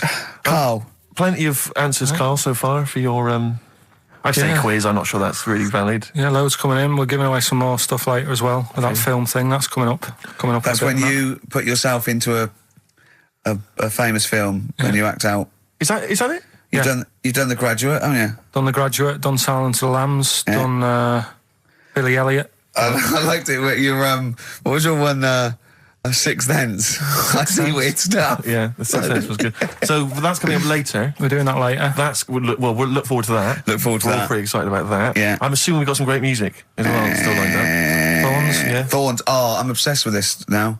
This is the Thorns, and I can't remember on XFM 104.9. Brilliant. The Thorns. I can't remember. Isn't that beautiful? Lovely. On XFM 104.9, I'm Ricky Gervais. With me are Steve Merchant and Karl Pilkington, 2 for the price of 1. All right, so there you go. Okay, still to come, Carl appears in a film that's marginally distracting. That'll occupy about 30 That'll seconds. kill 20 seconds, Exactly. and you can win some more shit. With some more crap. Plus, we got- Every other DJ in the country got sent because they're trying to get rid of them. Yeah, I guarantee you'll also hear the phrase, "Oh, shut up, Carl, play a record." In fact, shut up, Carl, play some ads. All right. Don't you want to? Oh, all right. Yeah, just ads. I've got Ads are ads, better than mate. that. Ads are better than what you had to say. Yeah. Strokes, 12:51 on XFM 104.9. I'm Ricky Gervais, Steve Merchant, and Karl Pilkington. Not done a lot. Maybe you should earn your money as you get to Mondays off for this 2 hours of nonsense. What are you on about? I've done loads of stuff. Go on, what? Slag Suzanne off. Yeah, brilliant. First link. Yeah, Talked about trannies. yeah, But same old. yeah. Let's have something new, something Come on. fresh. Well, I've been looking around, right, on the internet for stuff. On the internet. Yeah. Your Bible, where you get all your information about the world and the universe and morality from. And you know, like how I always say to you, I don't really read that much of it. I just read the headline, Perfect. right? Yeah. Anna Nova have sort of nicked that idea to grab you. Nicked what idea? Well, to sort of get to the meat straight away at the top. Do you know what I mean? The headline to the story and everything. What? Right, these are But stories. the headlines already existed. That was why you thought that was a good not idea? like this, though. All right. Headline. Well, these are all headlines, right? Vibrating shoes could stop elderly falling. Do you know what I mean? Oh, God. You don't need... Vibrating shoes could stop elderly falling. Yeah, that's the story. You don't need to read on. That's what I'm saying. Well, Right, could you we're read busy. on anyway? Can't be bothered. You know Read what I on mean? anyway. Well, Read- you have a look at that in a bit, right? All right. So Okay, it's so what- interesting. This is frustrating radio if you're sitting at home. No, well, but it's not on. They've turned it off. If you want to know more, you know where to go. That's what I'm saying. That's what they should do in the news. Get the news done in Bong. a minute. There's a good story about Iraq. Right. Bong. Look it up. shoes. Look it up on the internet. Anna Nova. Give us another bong. Bong. Family sick of living on Butthole Road. Oh, brilliant. Bong. Man wears same shoes for 60 years. Oh, bong. This isn't that good. Some fella pulls a train with his teeth. Yeah. And in lighter news, I remember that. General Donald, this one is very good. And the last one, man fails to break clothes pegs on face record. She's always good. Well, that's the one I did read on about. I love that out of all those. That's the one he read on about. Go on then. Just Why is that news? He fails to make a record. So did I today. I know, yeah. I failed the long jump record today. yeah, didn't even take part. No, I was rubbish. But what are the rules on world records and that? I don't know if there are rules. There are certain things you can't. I mean, it's the Guinness Book of Records, isn't it? Really, that's the arbiter, isn't it? Yeah, but is there anything, if you said you wanted to do it, would they say, well, you can't do that? Yeah, they've stopped some gluttony records. Obviously, things that are in danger. So anything that's illegal. Yeah, anything that's immoral. Yeah, like that American serial killer that just got discovered. Yeah. Having killed 47 women. I don't think he can make that into the Guinness Book of Records. No, because people will be trying to beat it, won't they? But there was some other story about a fella eating watches and that. That can't be good for you. So why don't they say, look, don't do that, do something else? He wanted to stay regular. Do you know what I mean? Though? I just wondered. What do you mean he there's was eating watches? He just said he was eating watches. He got about 3 in about a minute. How did he time it? Do you know what I mean, though? And then the other thing is the one that I was reading, the world record with the fellow who's pulling a train with his teeth. Does that make any difference that he's done it with his teeth? What do you mean? Well, what difference does it make? Well, isn't it? It's quite hard to pull a train with your teeth, I imagine. Well, it's pretty hard to pull a train. All I'm saying is it because he couldn't beat the fella who's pulling it with his hands? Well, this is my point. I think there was one bloke with the record for the running backwards 100 metres was sort of like 11 and a half seconds. And I was thinking, turn around, you'd probably have a really good go at that. Do you know what I mean? Yeah. It's sort of like doing a marathon with a milk bottle on your head. Take the milk bottle off and see how fast you can go, you twat. But you can just tweak it, like the fella who has done the pegs on the face, right? Yeah. His name's Gary Stretch Turner, right? Right. So you're sort of cheating already if he's got a stretchy head, right? but You are, right, you are one of the most stupid humans I've ever met. Well, get me in the book. Yeah. Right? Well, listen. So Gary Stretch Turner, right? His record is 153 pegs. Yeah. He did it again, and he only got 150 on. So he hasn't broke his own record. Right. But what I'm saying is, if he tweaked it a bit more, would that make a new record? What? Well, if he said, I've got 150 pegs on, but at the same time as eating a burger. I see what you mean, yeah. He'd be the world record breaker for pegs and eating burgers at the same time. Yeah, just change it a bit. If you know you're not going to make it, just do something else. I'm assuming the rules are set at the beginning, Carl. That's it. That's where they say, right, you're just going to do the pegs thing. You're not going to introduce burgers halfway through, are you? Definitely not. And then they have a go. I was on one leg, not interested. How many pegs? 150. Can I just ask very briefly, I was quite interested by the family had to move because they lived on Butthole Road. Yeah, I quite like that one. No, I don't know if I've told you before, Rick, where I used to live. I'm not going to tell you the name of the street that I used to live on, not on air, because my parents still live there and I don't want, But I'm going to write it for you now.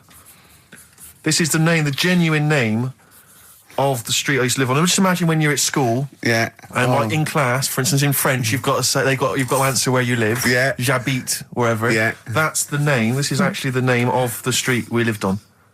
No, it's not. I swear to God. That is... Absolute right. I could phone my father now and he could confirm that for you. No, I swear because he doesn't want to God. And I tell you that... But listen, do you know what worries me? It's the apostrophe S. I know. Because that's blatant. Yes. Amazing, isn't it? That is incredible. But imagine how embarrassing that was. So if I look that up in the Bristol... You will find that in the Bristol A to Z. I swear to God. That is really... Why have you never told me that before? I can't believe I haven't. That's I'm incredible. still embarrassed now. Do you know, whenever I have to phone up, if I have to give that address, I always spell it instantly. Really? Like, somehow that'll hide it, that'll disguise the name. But it's interesting, my friend Rufus, his parents lived in a place called Fockingham. Right? This is amazing when he was growing up. They lived in Fockingham. Yeah. They moved to a village called Fingering Hoe. No! I swear to God. Really? Amazing.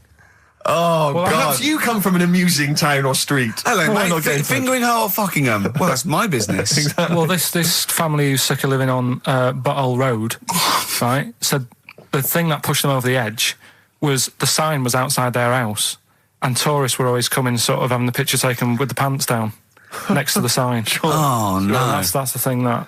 What's it called? Butthole Road? Butthole Road, yeah. Well, that's bad luck, isn't it? That is bad luck, isn't it? Who named it that, though? Exactly. Yeah, but it's not as if they've named it that after they've moved there. They bought the house knowing, oh, there's a lovely house here, so where you live, what road it's on. They're not going to go, well, it doesn't matter, look at the house. Yeah. Well, where am I going? Where am I seeing this Well, house? I'll take you there. I'll take you there. So Well- you don't need to look. Just don't look at that sign. Just come into the house. Lovely house, isn't it? It is nice, yeah. Well, my family wants to come later to have a Well, look at just it. tell them to. I'll meet them at the bus stop, and I'll drive them here. You don't need to. You don't need to know where you're going. You'll just sort of know, won't you? You'll know from then on. How will we get letters? Have delivered to me if you want. I'll bring them. I'll bring them round. Don't worry about that. That's incredible. But I can't get over that. Where Steve used to live. That's extraordinary, isn't it? Anyway, if you perhaps live in Tits Avenue, Yeah. you know, or... Wanklin Drive. Wanklin Drive, just get in touch. Let us know. We're not really interested, but it No. might fill up 5 minutes. Let's play a record. Let's come back with another of Carl's amazing quizzes. I'm going to Spunkton later. If I Was Your Girlfriend by Prince on XFM 104.9. Yeah. Ricky Gervais, Steve Merchant, Yeah, Karl Pilkington. big time. We've had quite a few calls. Greg used to live in a place in South Africa called Arsagay. Arsagay? Arsagay, Nothing yeah. wrong with that. Paul's friend's parents live in Fart Town, just outside Leeds. Fart time. Which is nice, isn't it? That's just ridiculous. And Dean used to live in Butts Farm, Hamworth. Farm. Yeah, that's obviously. I assume they're free range butts, and not sort of battery farm butts. That would be horrible. But I yeah, think that. that'd be great to just name a town, wouldn't it? I think I was thinking if I was a multi-billionaire, a Bill Gates type figure, I'd Yeah. like to buy somewhere like, say, Manchester, and just rename it. Whinging on the wold. Whinging on the wold, yeah. Yeah. And Make maybe- them work. We can work Mondays. Exactly. They'd be obliged to that would have to be what it's called. Yeah. That's the rules. Be like mayor. Yeah. It'd be great as mayor, wouldn't you? You want to be mayor of Chinatown, don't you? I'd like to be mayor of Chinatown. It seems to me that there's not a great deal to do. No. Because it's not really a town. No, exactly. But It's just a who can novelty we talk street. to about that? Who can go and say, look, you've got to stop calling this a town, because at best it's a novelty street Well, with some slippy pavements near restaurants. I actually got stopped the other day by two tourists who said, "Do you know the way to Chinatown?" And I really wanted to say to him, "It's a disappointment. It's not a town. Seriously, it's not worth it. Pop in a record shop. Do something else. Yeah. Pop in Garfunkel's. Have some delicious sausage and mash. But you'll get to Chinatown and you'll go, this is not a town. Yeah, yeah. Well, have you got a town hall? Got a betting shop? Yeah. Not really a town. I don't think you can build a town entirely out of restaurants. That's not enough. You need more stuff. Oh, dear. A lot of old people I've noticed there, Carl, aren't there? Let's leave that, eh? What? We'll leave it. Leave What? the old... Leave what? Just got John, who's just emailed in. He said my secondary school was on a street simply called Bell End. That's Bell End, really? Yep. Oh, that's great. There's a road in Cricklewood somewhere called Clitterhouse Drive. Clitterhouse. Yeah, I don't think you can really get that. You can't get them on that. That's fine. No, that's fine. No, that guy's just having a laugh, just taking the mick. Get a lot of that sort of thing. There's a place in America, apparently. Ben's emailed this in. There's a place in America called My Anus. My anus? Yeah. I think I've heard that. Yeah. Yeah. My anus, yes, I have heard of that. That's unlucky. Yeah, that is unfortunate. Where do you live, my anus? I've got a letter for you. Where shall I Where shall I send this? All right, don't get cheeky. Anyway, just rather than reading out the A to Z, right, are we doing Rockbusters answers? Oh, yeah. Go on then. All right, Listen, this has got Chris Moyles, The Breakfast Show, on Radio 1. This sort of stuff. well, listen, Go on. have we got a winner, Steve? Did We you have. I'll check that in a minute. All right, Yeah, all right. well, Well, that's you it. find a good winner. Yeah. Yeah. The Rockbusters clues. The first one was this Teletubby has got No. mitts. Well, we know this one. We've done that. That was yeah. Police. Yeah. Yeah, Right. rubbish. You ruined it. Right, the second one. I'm saving that money to buy condoms. Too easy. Johnny Cash. That was Johnny Yeah. Cash. Rubbish. And the third one was when you're making bread, add a bit of colour for a change and sort of, change the colour of it. Right. Right, that was Dido. They got that. Give us a winner. Well, the reason I've given this person the prizes is just because she's from Switzerland. Sure. She's listening in Geneva in Switzerland. So, I mean, good luck to Tina. And she wins those prizes. Who did she want to win the war? Don't know. I don't think she had an opinion. Really? You sure? Yeah. They say that, but I reckon they wanted us to win, really. Do you think so? I reckon so. Do you think that was true of all the wars? They were always on our side, really. I'd get her to just, if she's still in, who did most Swiss people, maybe sort of like over 50, want to win the war? The England or recent Germany? war or the original war? The Second World War. The best war. Yeah, the main one. Yeah. But, so just as a poll, in her opinion, so ask people over sort of like 50 or 60, right? Just quickly do it in the next 10 minutes. Who did they really? Are they neutral? But who did they really want to win? Yeah. England, we know you were neutral, but yeah, it's but who 50 do we got? odd years England or later. Germany? We come up with great games, don't we? Learn to Fly by Foo Fighters on XFM 104.9. Ricky Gervais, Steve Merchant, and Karl Pilkington. Well, Karl, I think it's time for another competition, isn't it? We've got some great prizes to give away, and you've got your film quiz. Yeah, we'll be doing that in a bit. Take a classic film. My favourite film ever, this one, probably. Okay.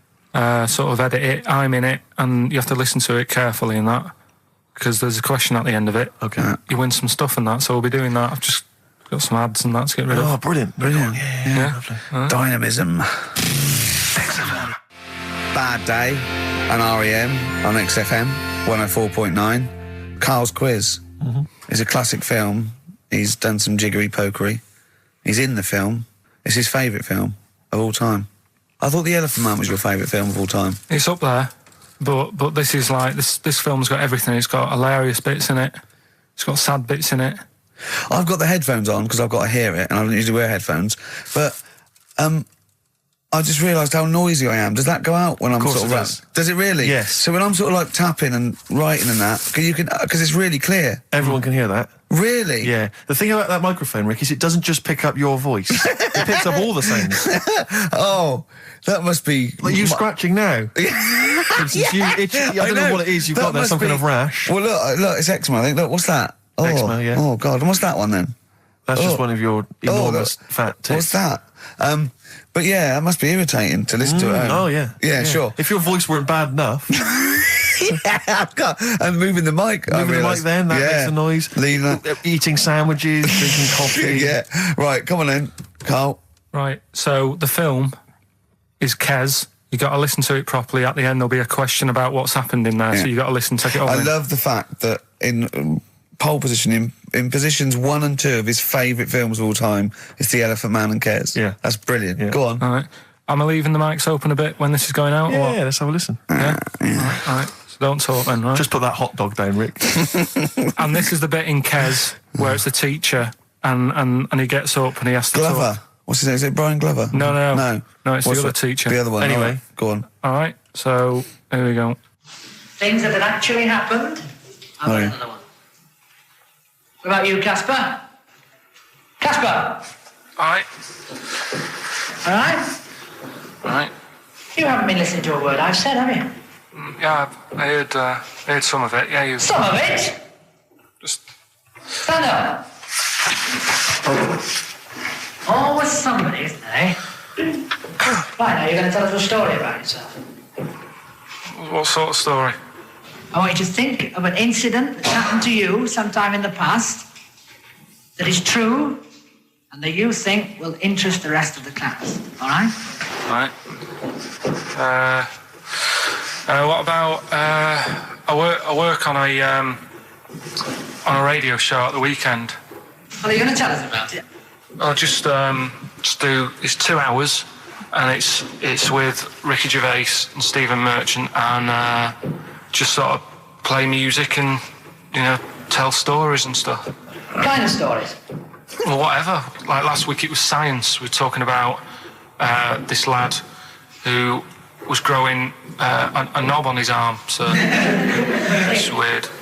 It's tricky, sir, because like with Ricky, he gets bored quick and he won't listen to the stories, and he'll start squeezing my head. All right. I'm not interested in what he does. That isn't normal, is it, sir? That.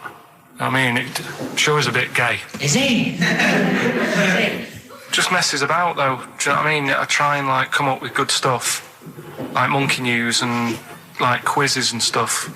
But then he'll just, Ricky will just mess about. I mean, on Saturday he did it again. He squoze me head. How do you spell that? Squoze. S-Q. Oh, you're going to show it off the wall. It's a new word to me. Squoze is S-Q-U-O-Z-E. Right, now tell us what it is. It's when he gets me head and he puts one hand on the back of it, right? And he puts the other hand on the front of it and he just sort of swivels it. Swivel, right down the front. Oh, swivel's not it's spelled S-W-I-D-R. How many times a day? How many times a day does he swells it? It depends what time he gets in. If he gets in about 12:30, he could get a good 3 in.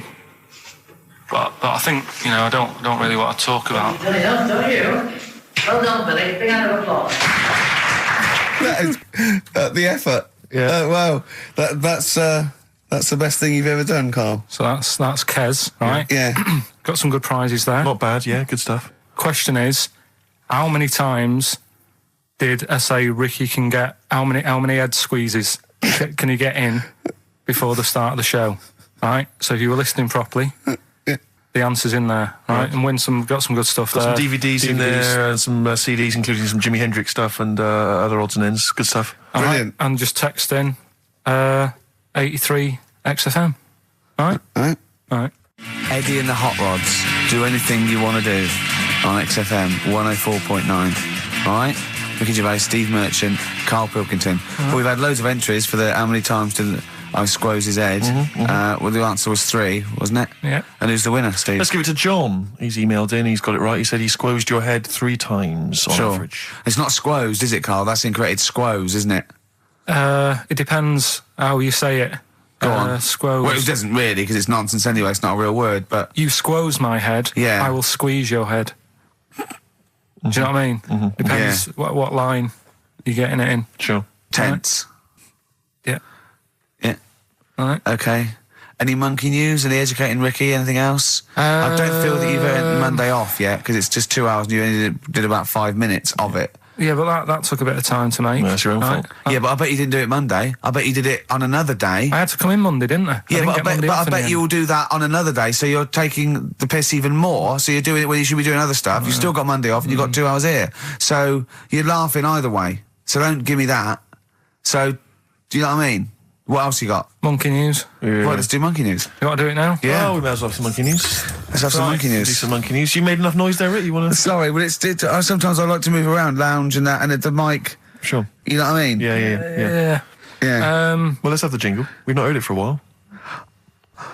Oh, chimpanzee that monkey news, Right. I haven't read this through properly. I'm just zoomed. Right. What do you mean you haven't read it through properly? Basically, right, it's about problems with chat rooms and that, right?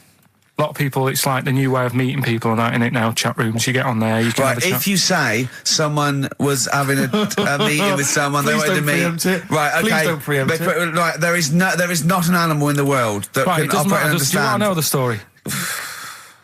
You said Did they get married? 3 months later, she realised, there's a lot of bananas gone from my fridge. See, what annoys I me, want a divorce. This is what annoys Bobo. me. You say that monkeys can do Shakespeare if they're given the time. No, that's not it. Let's not get into the whole It's a Shakespeare and philosophical monkeys. conundrum. Please, let's not get into that debate again. We'll It's about Right, so this one then. Oh. So this chat room, right? And the thing is with chat rooms, you have like a big boss who's looking over it and making sure nothing dodgy is going on. Right. Right, so certain keywords come up and Who's that, Dr. Zayas? Right. So anyway, they were looking over it, trying to look for dodgy stuff, but they kept coming over like really strange things. Like instead of saying, "Do you want to meet in a restaurant or bar?" Right, it'd be like, "Do you want to meet in a tree?" What tree do you want to meet? Right, okay. Are you shooting off? That's the end, yeah. I'll see you later, Seriously, mate. 'cause that's gone. I'm just going to listen to the end of it anyway. You're an idiot. You're an idiot if you believe that shit, honestly. No, I'm just telling you what's online. Let's hear the rest of it. You're nearly... You're ill. Okay, well, I don't know the PC term for this, so I really apologise. You're nearly retarded in some aspects. Instead of sort of saying wear something sexy, they'd say make sure you bring plenty of bananas. Right, you're like talking absolute... Okay. Are you making up the monkey news now because you can't find it anymore? And instead of saying, should we get married, they're saying, how swollen and red is your arse? You stupid fool. That was me. Mark Ronson and Ooh-wee on XFM. Well, what a great show. We've had... Informative. It's been fun. We've learnt some, haven't we? Yep. What have we learnt? All sorts of stuff. Well, we've learnt that Carl is an idiot. Yes. That he believes that monkeys can get on That's more of a confirmation of... It really, we yeah. We always suspect it, but that's... I just read a little email from someone who just said that in Northern Ireland there is a town called Muff. Is there? Yeah, it's worth knowing. Yeah. What else do we learn? Monkey news. No one's got anything like monkey news on radio, have they? Think of that as a boast. Yeah. No one has got anything like this gout. Yeah. You call that a boil? Look at that and look where it is. Yeah, exactly. Brilliant. We've not heard sadly back from that woman from Switzerland. Haven't we? I know you threw out a question. Yeah, I just thought I wanted to find out whether the Swiss really... Well, I say they're neutral, but I was assuming they'd be rooting for us and keeping quiet. You'd hope so. Whenever Germans went through, they went, whoever wins, yeah, but they're going, oh. Whereas with us, they're going, all right, lads, do you want some chocolate? Yeah. Here's a cookie clock. No, don't let it go off, I'm hiding. Yeah. Know what I mean? Sure. But they better want us to win, because it wasn't for us, and we'd have let fascism go in there, and they'd be speaking bloody German and Italian all over the place, wouldn't they? I think they do. I think they do. What? They do speak German and Italian. Why? I don't know. They just couldn't be bothered to come up with their own language, and they chose that one, I suppose. Or they chose those. What's the point of being foreign if you don't speak English? I've no idea. You'd have to ask them. That's mental. I don't know. What would I do if I went there? You wouldn't. Why would you go? They don't speak the language. If you're going to have to choose a language to speak, choose English. Even the Dutch, they got their own language, but they don't speak it because it sounds silly. Yeah. So they speak English. Of course they do. You see two Dutch people so in Amsterdam with clogs on, they'd be chatting in English. In English, yeah. I'm proud of it. Yeah. Oh God, I was there once, and there was a mouse. Right. Just there on the stair. Right. It was a little mouse with clogs on. Yeah. Where? On there.